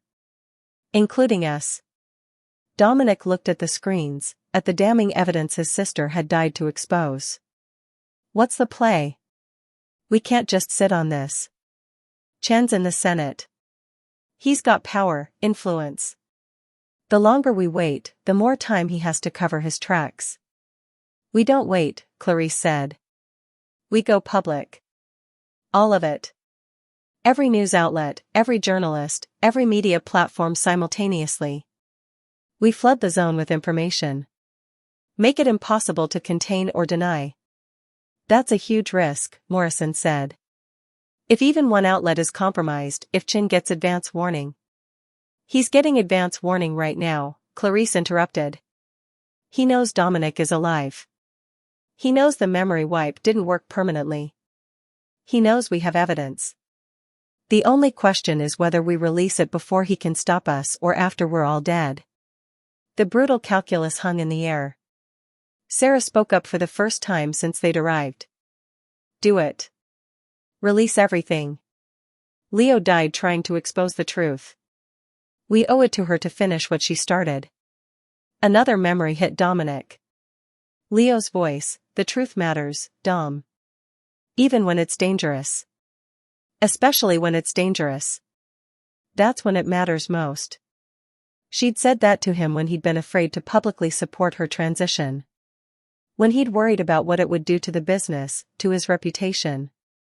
She'd told him the truth mattered more than comfort, more than safety. And he'd stood by her. Publicly. Proudly. Release it, Dominic said. Everything. Now. Clarice nodded and her fingers flew over the keyboard. I've got a dead man switch set up. The files will hit 20 different news organizations simultaneously. Washington Post, New York Times, Wall Street Journal, plus international outlets. By the time Chen realizes what's happening, it'll be too late to stop it. She hit a final key. Done. The files are uploading now. 3 minutes until the switch triggers and sends everything. 3 minutes until the truth went public. 3 minutes until Senator Richard Chen's career ended. 3 minutes until Vincent Kane became the most wanted man in America. 3 minutes until everyone involved in this conspiracy would be willing to kill to make the evidence, and the witnesses, disappear. We need to get out of here, Morrison said. Now. Before. The lights went out. Complete darkness swallowed the warehouse. For a heartbeat, no one moved. Then Dominic heard it, the sound of multiple vehicles outside, doors opening, footsteps approaching. They found us, Sarah breathed. Morrison's voice was calm, professional. Everyone stay down. Night vision gear, now. But Dominic knew they didn't have night vision gear. They'd fled with nothing but the clothes on their backs and the USB drive. Vincent had found them. And he'd brought an army. A voice echoed through the warehouse, amplified by a bullhorn. Dominic. I know you're in there. I know Clarice is with you. And I know you just uploaded files to the media. Very clever. Very brave. Very stupid. Vincent's voice was almost paternal. Disappointed rather than angry. Here's what's going to happen, Vincent continued. You're going to walk out with your hands up. All of you. You're going to get into the vehicles outside. And we're going to go have a conversation with Senator Chen. He's very interested in meeting the people who tried to destroy his career. And if we don't? Dominic called back. Then I burn the building with all of you inside, Vincent said simply. I didn't want it to come to this. You were like a son to me, Dominic. But you've left me no choice. You killed Leo when you killed her, and you're going to kill the rest of them now. The words were like a knife. You killed Leo. Not Vincent. Dominic. Don't listen to him, Sarah said. He's trying to manipulate you. But Dominic's mind was already spiraling. If he'd just let it go. If he'd just accepted Leo's death as an accident. If he'd never started investigating, never brought Sarah into it, never dragged Clarice and Morrison into danger. Stop. Clarice's voice cut through his spiral. This is exactly what he wants. He wants you feeling guilty, making bad decisions. Stay focused. Morrison was on his radio, calling for backup. But his expression said it all, help was too far away. 2 minutes until the file's release, Clarice said quietly. We just need to survive 2 minutes. The sound of breaking glass shattered the tension. Something flew through the warehouse windows, trailing smoke. Gas. Morrison shouted. Cover your. The canisters exploded with a hiss. Thick smoke filled the warehouse. Not just smoke, tear gas. Dominic's eyes immediately started burning, his throat closing up. He felt Sarah grab his hand in the chaos. Heard Morrison shouting orders. Heard Clarice's laptop alarm blaring. 1 minute. Clarice's voice, choked with gas. The file's release in 1 minute. Gunfire erupted. Muzzle flashes lit the smoke-filled darkness like lightning. Morrison and his agents returning fire at shapes moving through the warehouse. Dominic pulled Sarah down behind a concrete pillar. His eyes were streaming, his lungs burning. But his mind was clearing, memories flooding back in a rush. Training. His past self had trained for situations like this. Urban combat scenarios, escape and evasion, tactical response. Not because he was paranoid, but because when you built a billion-dollar empire, you made enemies. And enemies sometimes came with guns. The office, he gasped to Sarah. The one where Clarice was. There's a back exit. I remember now. They crawled through the smoke, staying low. Behind them, the gunfight intensified. Morrison's voice, go. Get them out. We'll hold here. Clarice appeared through the smoke, her laptop clutched to her chest. 30 seconds. The files are almost. An explosion rocked the warehouse. Not gas this time. Something bigger. The kind of explosion that said Vincent wasn't playing around anymore. They made it to the office. Dominic's hands found the back door, a fire exit his paranoid past self had insisted on. It opened onto a narrow alley between warehouses. Fresh air hit them like a blessing. They stumbled out, coughing, eyes streaming. We have to go back, Sarah said.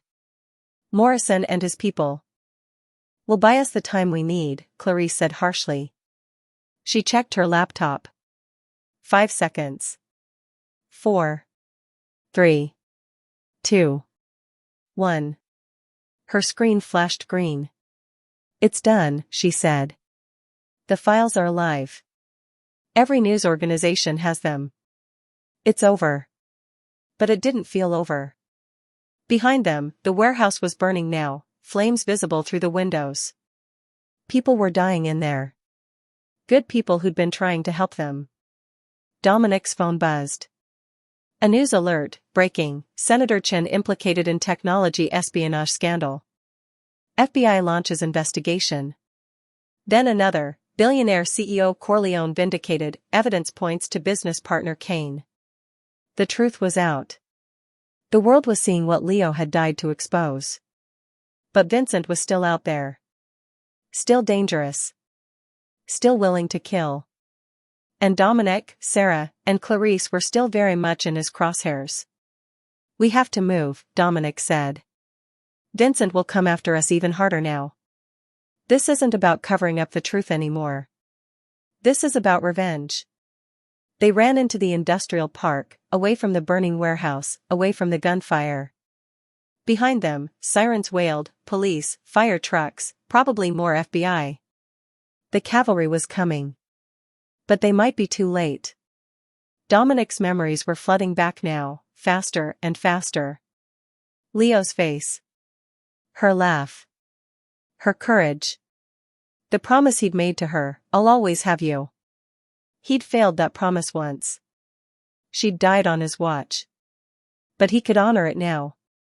By making sure her death meant something. By making sure Vincent paid for what he'd done. By surviving long enough to see justice done. They emerged onto a main road. Clarice flagged down a passing car, a young couple, terrified by the smoke and sirens. "FBI investigation," she said with authority, flashing her ID. "We need your vehicle." The couple scrambled out without argument. They drove north, away from the chaos, toward the city. Toward whatever came next. "What now?" Sarah asked from the back seat. "The evidence is public. Chen will be arrested. Vincent will be hunted. What do we do?" Dominic looked at her in the rearview mirror. This woman who'd loved his sister. Who'd risked everything for the truth. Who'd kissed him in a moment of grief and fear and something else neither of them could name. "We finish it," Dominic said. "We make sure Vincent doesn't escape. We testify, we cooperate with the investigation, and we make sure Leo's sacrifice meant something." His phone rang. Director Hayes, according to the caller ID. "Mr. Corleone," the FBI director's voice was grave. "I've seen the evidence. We're mobilizing every resource to apprehend Vincent Kane and arrest Senator Chen. But I need you to come in. All three of you. Protective custody, properly done this time. I give you my word, no leaks, no compromises. Just safety until we can bring everyone involved to justice." Could they trust him? Dominic's past self had set up the dead man's switch specifically to avoid trusting the FBI. But circumstances had changed. The evidence was public. The conspiracy was exposed. They didn't have many options left. "All right," Dominic said. "Tell us where to meet you." As they drove toward the rendezvous point, Dominic felt the last of his memories clicking into place. He knew who he was now. Dominic Corleone, CEO, billionaire, brother. A man who'd loved his sister enough to erase his own memory to protect her legacy. A man who'd risked everything for truth. But knowing who he'd been didn't tell him who he was supposed to be going forward. Or what he was supposed to do about the complicated, impossible feelings he had for the woman in the back seat who'd been engaged to his dead sister. The truth was out. But the real cost of that truth was only beginning to reveal itself. The evidence is public, but Vincent is still out there and dangerous. Can Dominic trust the FBI this time? And what about those feelings between him and Sarah? Share your thoughts below. And if you're on the edge of your seat, please subscribe. We're heading into the darkest part of this story, and you won't want to miss it. The FBI safe house was a nondescript building in Queens, fortified and secure. Director Hayes met them personally, a tall woman in her 50s with steel gray hair and eyes that missed nothing. "You're safe here," she said. "I handpicked every agent in this facility. No leaks. No compromises." Dominic wanted to believe her. But trust was a luxury he'd lost when Vincent murdered Leo. They were separated for debriefing. "Standard procedure," Hayes explained. "Individual statements, no chance for stories to align or contaminate each other." Dominic was led to a sterile interview room. He spent 3 hours recounting everything: the memory wipe, the investigation, the evidence, Vincent's betrayal. His memories were fully back now, sharp and painful. Every moment with Leo. Every missed opportunity to save her. When they finally let him out, exhausted and wrung dry, he asked for Sarah. "Ms. Hockley is resting," an agent said. "She'll be available in the morning." Something in the man's tone felt wrong. "I want to see her now." "Mr. Corleone, it's 3 in the morning. She's been through a traumatic experience. Let her sleep." Dominic pushed past him, heading toward the residential wing.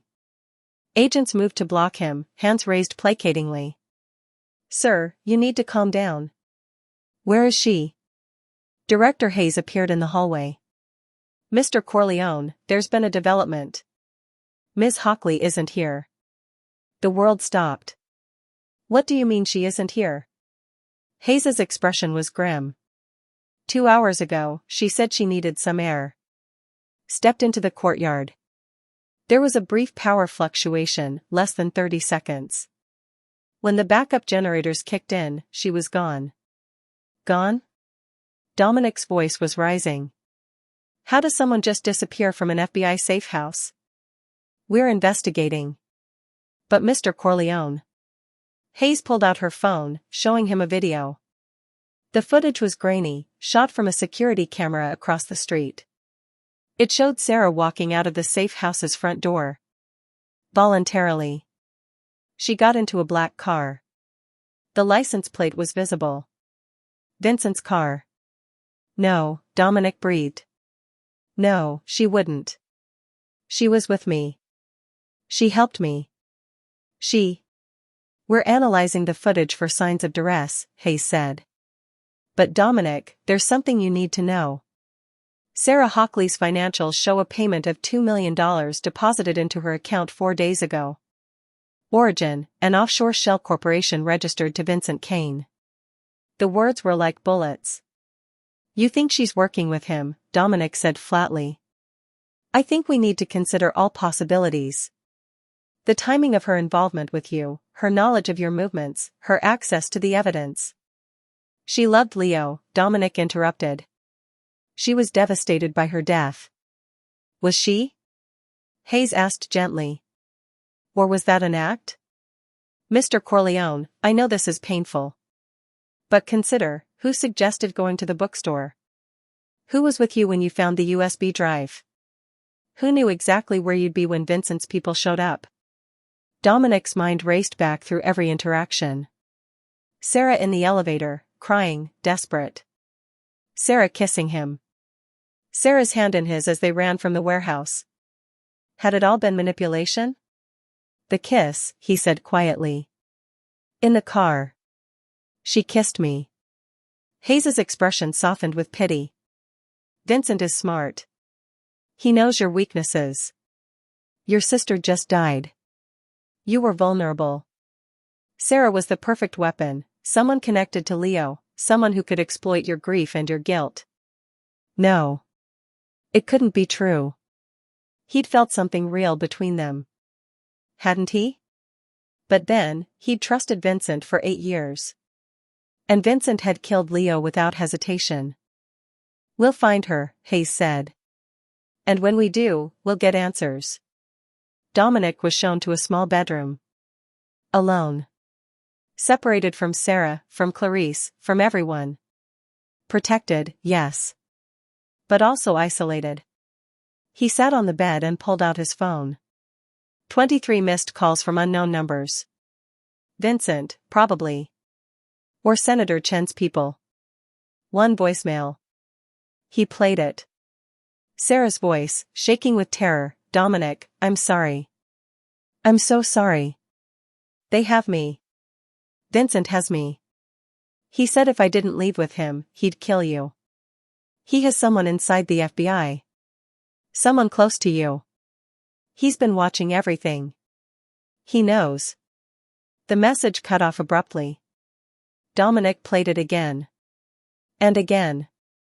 Listening for signs of deception. But all he heard was fear. She hadn't betrayed him. She'd been taken. He ran back to the hallway. Director Hayes. But the agent stopped him. Sir, the director has left for the night. You need to stay in your room. Sarah didn't leave willingly. She left a voicemail. Vincent threatened to kill me if she didn't comply. You need to trace her location, you need to. We're doing everything we can, Mr. Corleone. Please. Go back to your room. They weren't listening. Or worse, they were listening but didn't believe him. He has someone inside the FBI. Someone close to you. Who? Hayes? one of the agents? How many people were compromised? Dominic went back to his room, but he didn't sleep. He couldn't. Every time he closed his eyes, he saw Leo's face. Then Sarah's. 2 women he'd failed to protect. His phone buzzed at 4 a.m. A text from an unknown number. You have something I want. I have someone you want. Trade. Tomorrow at noon. Come alone, or she dies like Leo died. And you get to live with failing both of them. V. Below the message was a photo. Sarah, bound to a chair, a gag in her mouth. Her eyes were wide with terror, but she was alive. For now. Dominic stared at the message. Vincent wanted the evidence. But the evidence was already public. What could Dominic possibly trade? Then he understood. Vincent didn't want evidence. He wanted Dominic. Dead men don't testify. Dead men can't help the FBI investigation. With Dominic gone and Sarah discredited by the planted payment, Vincent could claim he was being framed. Could create reasonable doubt. Could maybe even escape justice. Senator Chin certainly could. A senator had resources Dominic couldn't imagine. The trade was a trap. Dominic would die. And probably Sarah too, as a loose end. But if he didn't go, Sarah would definitely die. He thought of Leo. Of the promise he'd made. I'll always have you. He'd failed Leo. He couldn't fail Sarah too. Even if there was a chance, however small, that she'd betrayed him, that the $2 million meant she was complicit, he couldn't just let her die. Because that's what Leo would have wanted. Leo, who saw the best in everyone. Who believed in second chances and redemption and love. Dominic looked at the photo again. At Sarah's terrified eyes. And made his decision. He was going to the trade. Alone.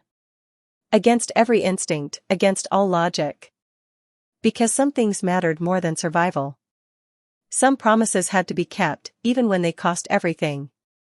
He just had to figure out how to escape an FBI safe house first. Dominic's at his lowest point. Can he trust Sarah? Can he trust anyone?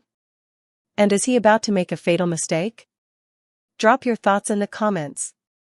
Hit subscribe because the next part changes everything. Dominic waited until 5 a.m. when the guard rotation changed. He'd watched the patterns, counted the minutes between checks. His old self had been thorough, paranoid even. Those instincts served him now. He disabled the room's security camera with a simple trick, electrical tape over the lens, applied slowly enough that it looked like gradual malfunction rather than sabotage. Then he waited. When the hallway went quiet, he slipped out. The building's layout had come back to him in his recovered memories. He'd insisted on knowing the security specs of every property he owned, and this building had once been a Corleone Enterprises asset before being sold to a government contractor. He knew the exits. The blind spots. The vulnerabilities. 10 minutes later, he was on the street, flagging down a cab. The meeting location Vincent had sent was a warehouse in Red Hook, Brooklyn. Of course it was. Isolated, industrial, perfect for an execution. Dominic arrived at 11:30 a.m. Early, but he needed to scout the location. The warehouse was exactly what he expected, abandoned, decaying, multiple entry points. Vincent would have men positioned everywhere. Walking in alone was suicide. But he'd never planned to walk in alone. His phone buzzed. Clarice. I know what you're doing, she said without preamble. And I'm already here. Clarice, no. This isn't. I'm on the roof across the street. I can see 3 of Vincent's men. There are probably more inside. You go in there without backup, you're dead in 30 seconds. He has Sarah. I know. Which is why we're going to be smart about this. Check your email. I sent you something. Dominic opened his email. A video file from Clarice. He played it. The footage showed Vincent, filmed through a window. He was on the phone, pacing. Don't care what Hayes says, the senator wants them both dead. Corleone and the girl. Make it look like a murder-suicide. Star-crossed lovers, grief over the sister, whatever. Just clean. Dominic's hand shook. Murder-suicide. Vincent was planning to kill them both and stage it. But there was more to the video. Vincent's conversation continued, the payment to Hockley's account? Just insurance. If she turned on us, we'd have leverage. But she's been clean the whole time. Stupid girl actually loved that freak. The casual cruelty in Vincent's voice when referring to Leo made Dominic's blood boil. But the words also brought relief crashing through him. Sarah hadn't betrayed him. The $2 million was a setup, a contingency plan. She was innocent. How did you get this? Dominic asked. I've had surveillance on Vincent's known properties for weeks, Clarice said. I told you, parallel investigation. I didn't trust him long before you did. Now listen carefully. You're not going in there to trade yourself for Sarah. You're going in there wired, with FBI backup, and we're ending this. Vincent said come alone. Vincent is a liar and a murderer. You don't negotiate with him. You trap him. Director Hayes's voice came on the line. Mr. Corleone, this is exactly what I was hoping you'd do. Ms. Gecko contacted me an hour ago. We have tactical teams in position. But we need Vincent on record. We need him to confess, to incriminate Senator Chen, to give us something that seals the case. You want me to wear a wire into a meeting with a man who wants me dead? Yes, Hayes said simply. It's dangerous. But it's also our best shot. Will you do it? Dominic thought of Leo. Of Sarah. Of every person Vincent had hurt or killed in his pursuit of power and money. Yes, he said. But I have conditions. When this is over, Sarah goes free. No charges related to the planted money. Clean record. Done, Hayes agreed. Anything else? Vincent doesn't get to walk away. No deals. No reduced sentences. He murdered my sister. I want him to pay for that. Mr. Corleone, I can't promise. Then I walk away right now. A pause. Then, we'll do everything in our power to ensure maximum charges. You have my word. It wasn't perfect. But it was enough. 20 minutes later, Dominic was fitted with a wire so small it was nearly invisible. FBI tactical teams were positioned around the warehouse, hidden, waiting. Remember, Hayes said. Get him talking. Get him to admit to Leo's murder, to the senator's involvement, to everything. We'll be listening. The moment you're in danger, we move in. Dominic nodded and walked toward the warehouse. His heart was pounding, but his mind was clear. This was for Leo. For Sarah. For everyone Vincent had destroyed. He pushed open the warehouse door. Vincent stood in the center of the empty space, a gun in his hand. Sarah was 20 feet behind him, still bound to a chair. Her eyes went wide when she saw Dominic. You came, Vincent said, almost surprised. I wasn't sure you would. Thought you might be smart enough to run. You have something I want, Dominic said, echoing the text message. And you have something I want. Your silence. Permanently. Vincent raised the gun. You've caused me a lot of trouble, Dominic. I really wish it hadn't come to this. I genuinely cared about you. Like you cared about Leo? Vincent's expression hardened. Leo made her choice. She could have looked the other way. Could have kept her mouth shut. But no, she had to be righteous. Had to be a hero. So you killed her, Dominic said, needing Vincent to say it. You staged the accident. I did what was necessary, Vincent said. Just like I'm doing now. Senator Chen has assured me that with you and the girl gone, the evidence becomes circumstantial.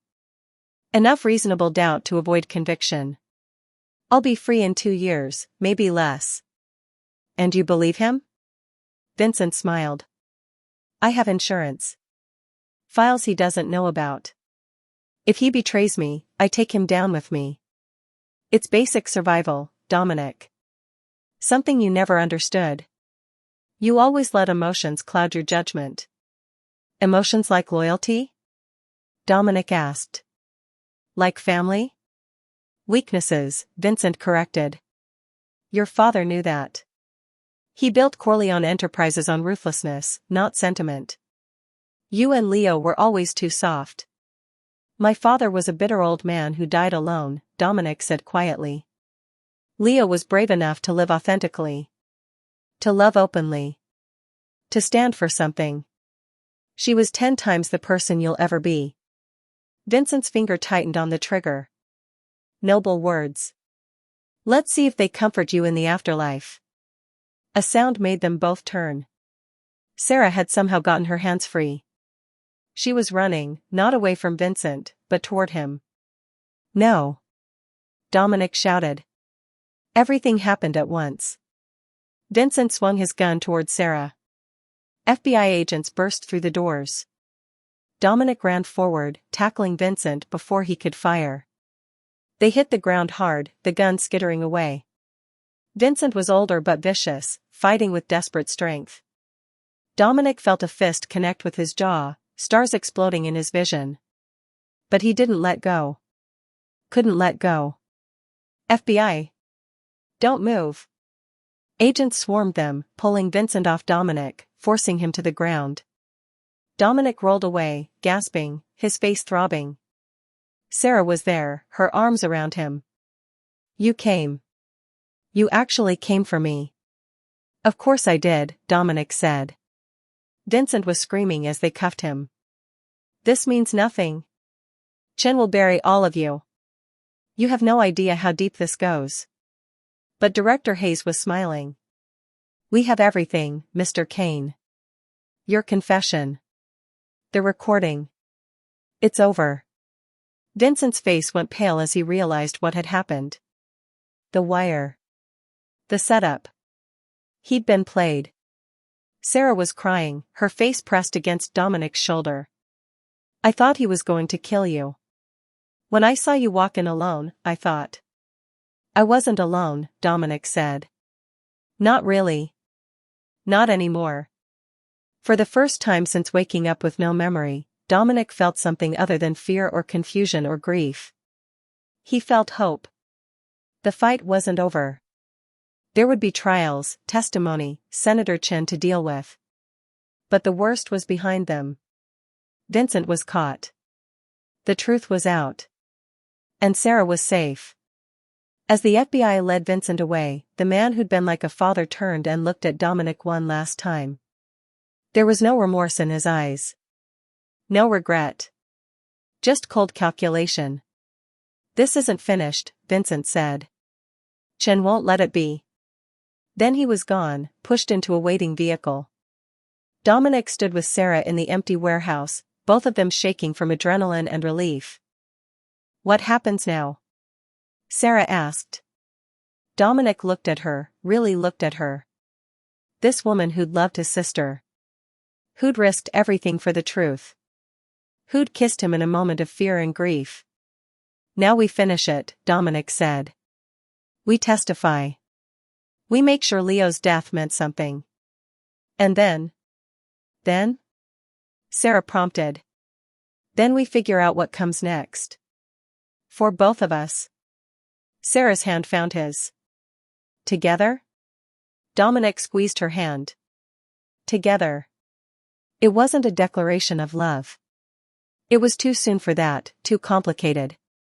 But it was a promise. A beginning. And for now, that was enough. Vincent's caught, but is it really over? What about Senator Chen? Drop your thoughts below. And subscribe, we're heading into the final confrontation, and you won't believe how this ends. The trial began 3 weeks later. Vincent Kane faced 37 charges, including murder, corporate espionage, and conspiracy to commit treason. But the real target was Senator Richard Chen, who'd used his position to facilitate the sale of American technology to foreign adversaries. Chen had gone to ground, using every legal trick and political connection to delay, deflect, and deny. He claimed the evidence was fabricated. That he was being framed. That Vincent had acted alone and was now trying to drag an innocent senator down with him. The media was split. Half called for Chen's immediate arrest. The other half questioned the timing, the source, the validity of evidence gathered by a man who'd voluntarily erased his own memory. Dominic sat in the prosecutor's office, going over his testimony for the 100th time. Sarah was beside him, her hand resting on his arm. They'd been inseparable since the warehouse, processing grief and trauma together. "He's going to walk," Dominic said. "Chen has too much power. Too many friends in high places." "He won't," Clarice said from across the table. She'd been appointed as special counsel to the prosecution, her months of investigation proving invaluable. "We have him. The contracts, the communications, the money trail. It's airtight." "Then why hasn't he been arrested?" Director Hayes entered the room, her expression grim. "Because the Attorney General just called. Chen's lawyers have filed a motion to suppress all evidence obtained through Corleone Enterprises servers, claiming it was gathered illegally." "That's ridiculous," Sarah said. "Dominic owned the company. He had every right to." "Dominic wasn't mentally competent when he authorized the search," Hayes interrupted. "Chen's team is arguing that a man with total amnesia couldn't legally consent to anything. If the judge agrees, 90% of our evidence disappears." The room went silent. "The hearing is in 2 hours," Hayes continued. "If we lose this, Chen walks. Vincent's charges get reduced to corporate espionage. Everything Leo died for, gone." Dominic stood abruptly. "No. There has to be another way." "There isn't," Clarice said quietly. "We've been over every angle. The legal argument is sound. You weren't competent. Technically. What if someone else authorized the search?" Sarah asked. "Someone who had legal authority over the company?" "Dominic is the sole owner," Clarice said. "There is no one else."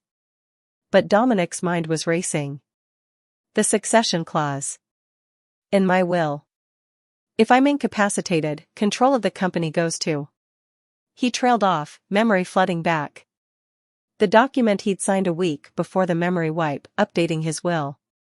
Making provisions for exactly this scenario. "Goes to who?" Hayes demanded. "Leo," Dominic whispered. "Control goes to Leo. And when she died, her will left everything to Sarah." Everyone turned to look at Sarah, who'd gone pale. "I don't understand," she said. "You inherited Leo's estate," Dominic explained. "Which means you inherited her share of Corleone Enterprises. Which means during my incapacity, you had legal authority to authorize the search." Clarice was already pulling up documents on her laptop. "He's right. The succession clause is clear." "Sarah, did you sign anything in the last month? Anything authorizing access to company servers or files?" Sarah's eyes widened. "The first day. At your penthouse. You asked me to sign something. You said it was a formality, access to legal documents related to Leo's death. I didn't even read it. I just signed." "That sneaky bastard," Clarice breathed, a smile spreading across her face. "You knew. Before the memory wipe, you knew Chen would challenge the evidence. So you made sure Sarah had legal authority. You protected the investigation even from yourself." Dominic felt a surge of pride for his past self. "Will it hold up in court?" "It has to," Hayes said. "It's our only shot." 2 hours later, they were in federal court. Senator Chen sat at the defense table, radiating confidence. His legal team was a dozen strong, expensive suits and practiced smiles. The judge, a no-nonsense woman in her 60s named Martinez, listened to both arguments. Chen's lawyer was smooth. Your Honor, Mr. Corleone underwent an experimental medical procedure that left him with complete amnesia. He couldn't remember his own name, let alone understand the legal implications of authorizing a search of privileged corporate communications. Any evidence gathered under those circumstances is fruit of the poison tree. Then it was Clarice's turn. She stood, calm and precise. Your Honor, Mr. Corleone's incapacity is exactly why he put succession protocols in place. Miss Sarah Hockley, as the legal heir to Leona Corleone's estate, held controlling interest in Corleone Enterprises during Mr. Corleone's incapacity. She authorized the search. She was fully competent. The evidence stands.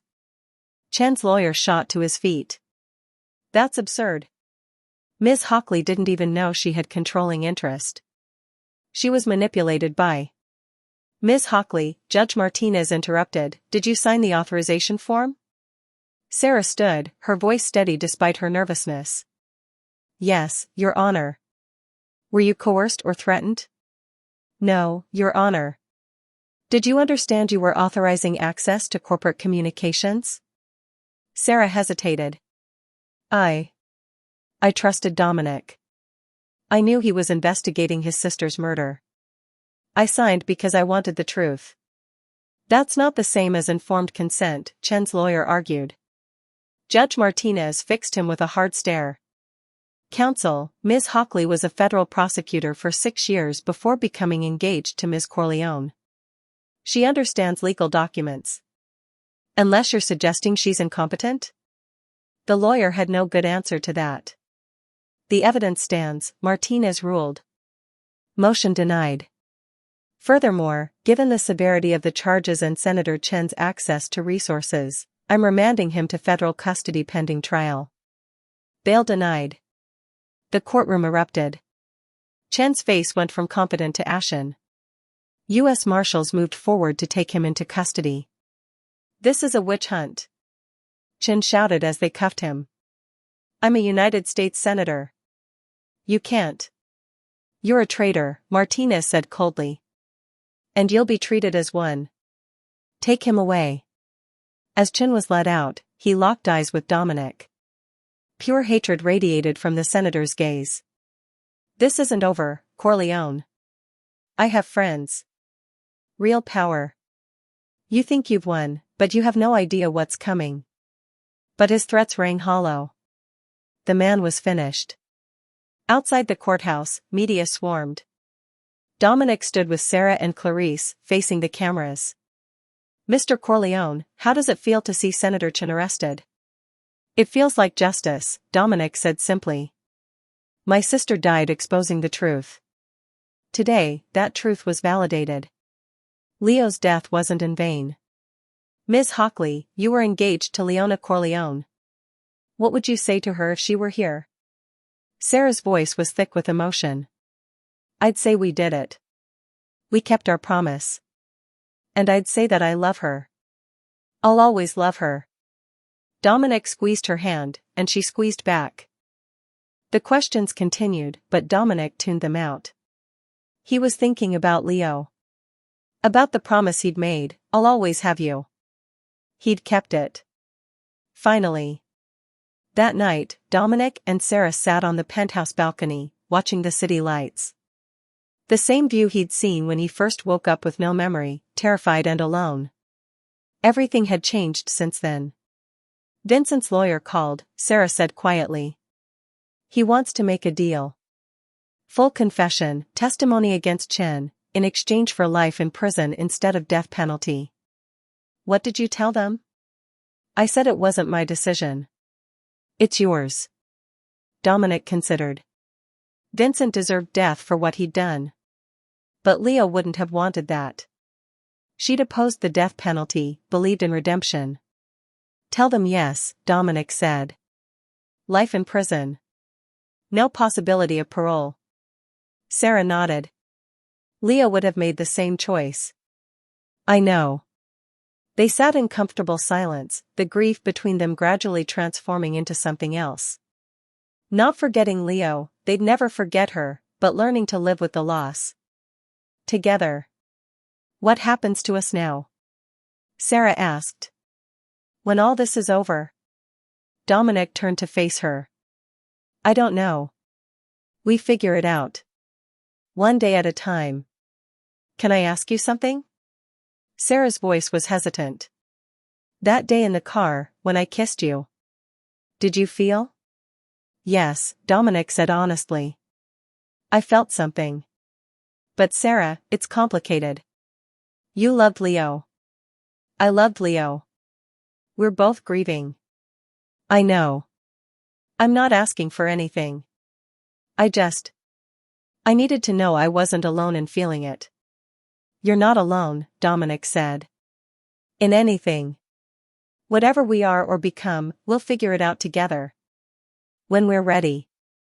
Sarah smiled, tears in her eyes. Leo would have liked that. Us looking out for each other. She would have.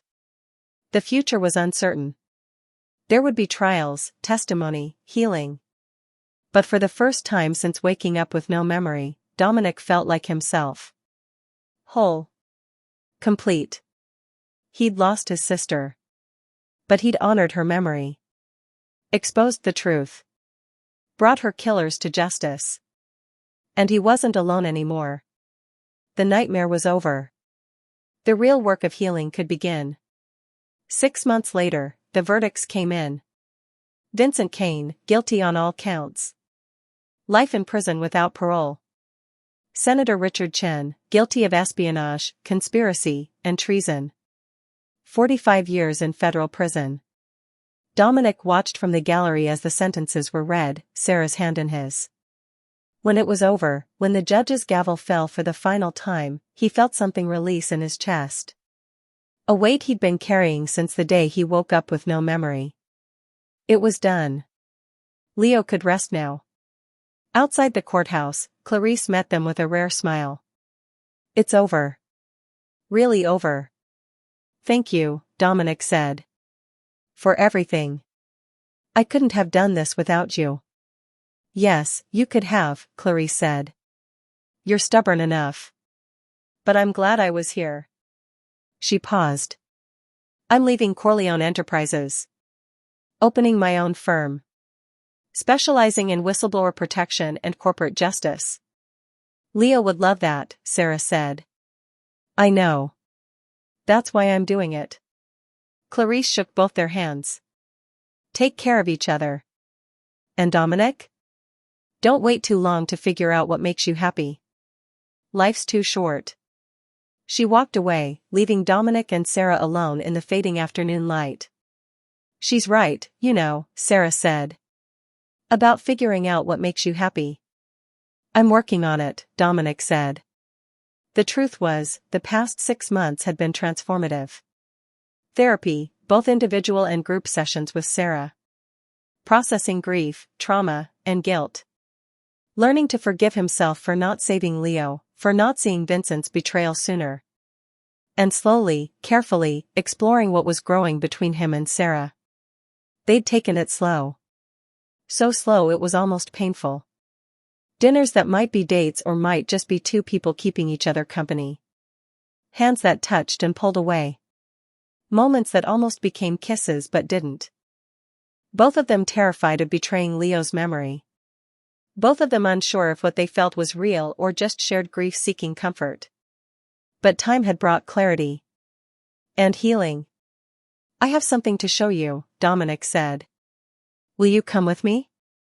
They took his car, he'd traded the Tesla for something simpler, less ostentatious, and drove to Brooklyn. To a building that hadn't existed 6 months ago. What is this? Sarah asked as they pulled up. The sign above the door read, the Leona Corleone Center for LGBTQ+ Youth. It's a community center, Dominic explained. Resources for kids who've been rejected by their families. Counseling, job training, housing assistance. Everything Leo wished she'd had when our parents turned their backs on her. Sarah's eyes filled with tears. Dominic. I'm stepping back from Corleone Enterprises, he said. Appointing a new CEO. The company will run itself. But this is what I want to build now. A legacy that would make Leo proud. they walked inside together. The center was beautiful, modern and warm, with photos of Leo throughout. Leo laughing. Leo at Pride. Leo being authentically, courageously herself. A young person, maybe 17, approached them nervously. "Mr. Corleone? I'm Ash. I just wanted to say, this place saved my life. My parents kicked me out when I came out as non-binary. I was living on the streets. But the center gave me a bed, helped me get my GED, found me a job. I start community college next month." Dominic felt his throat tighten. Leo would be so proud of you. For being brave enough to live your truth. "Will you tell me about her?" Ash asked. "About your sister?" So Dominic did. For the next hour, he and Sarah shared stories about Leo with the kids at the center. Her humor. Her strength. Her unwavering belief that everyone deserved to be loved for exactly who they were. When they finally left, the sun was setting, painting the sky in shades of gold and pink. "That was perfect," Sarah said. "She would have loved it." "I hope so."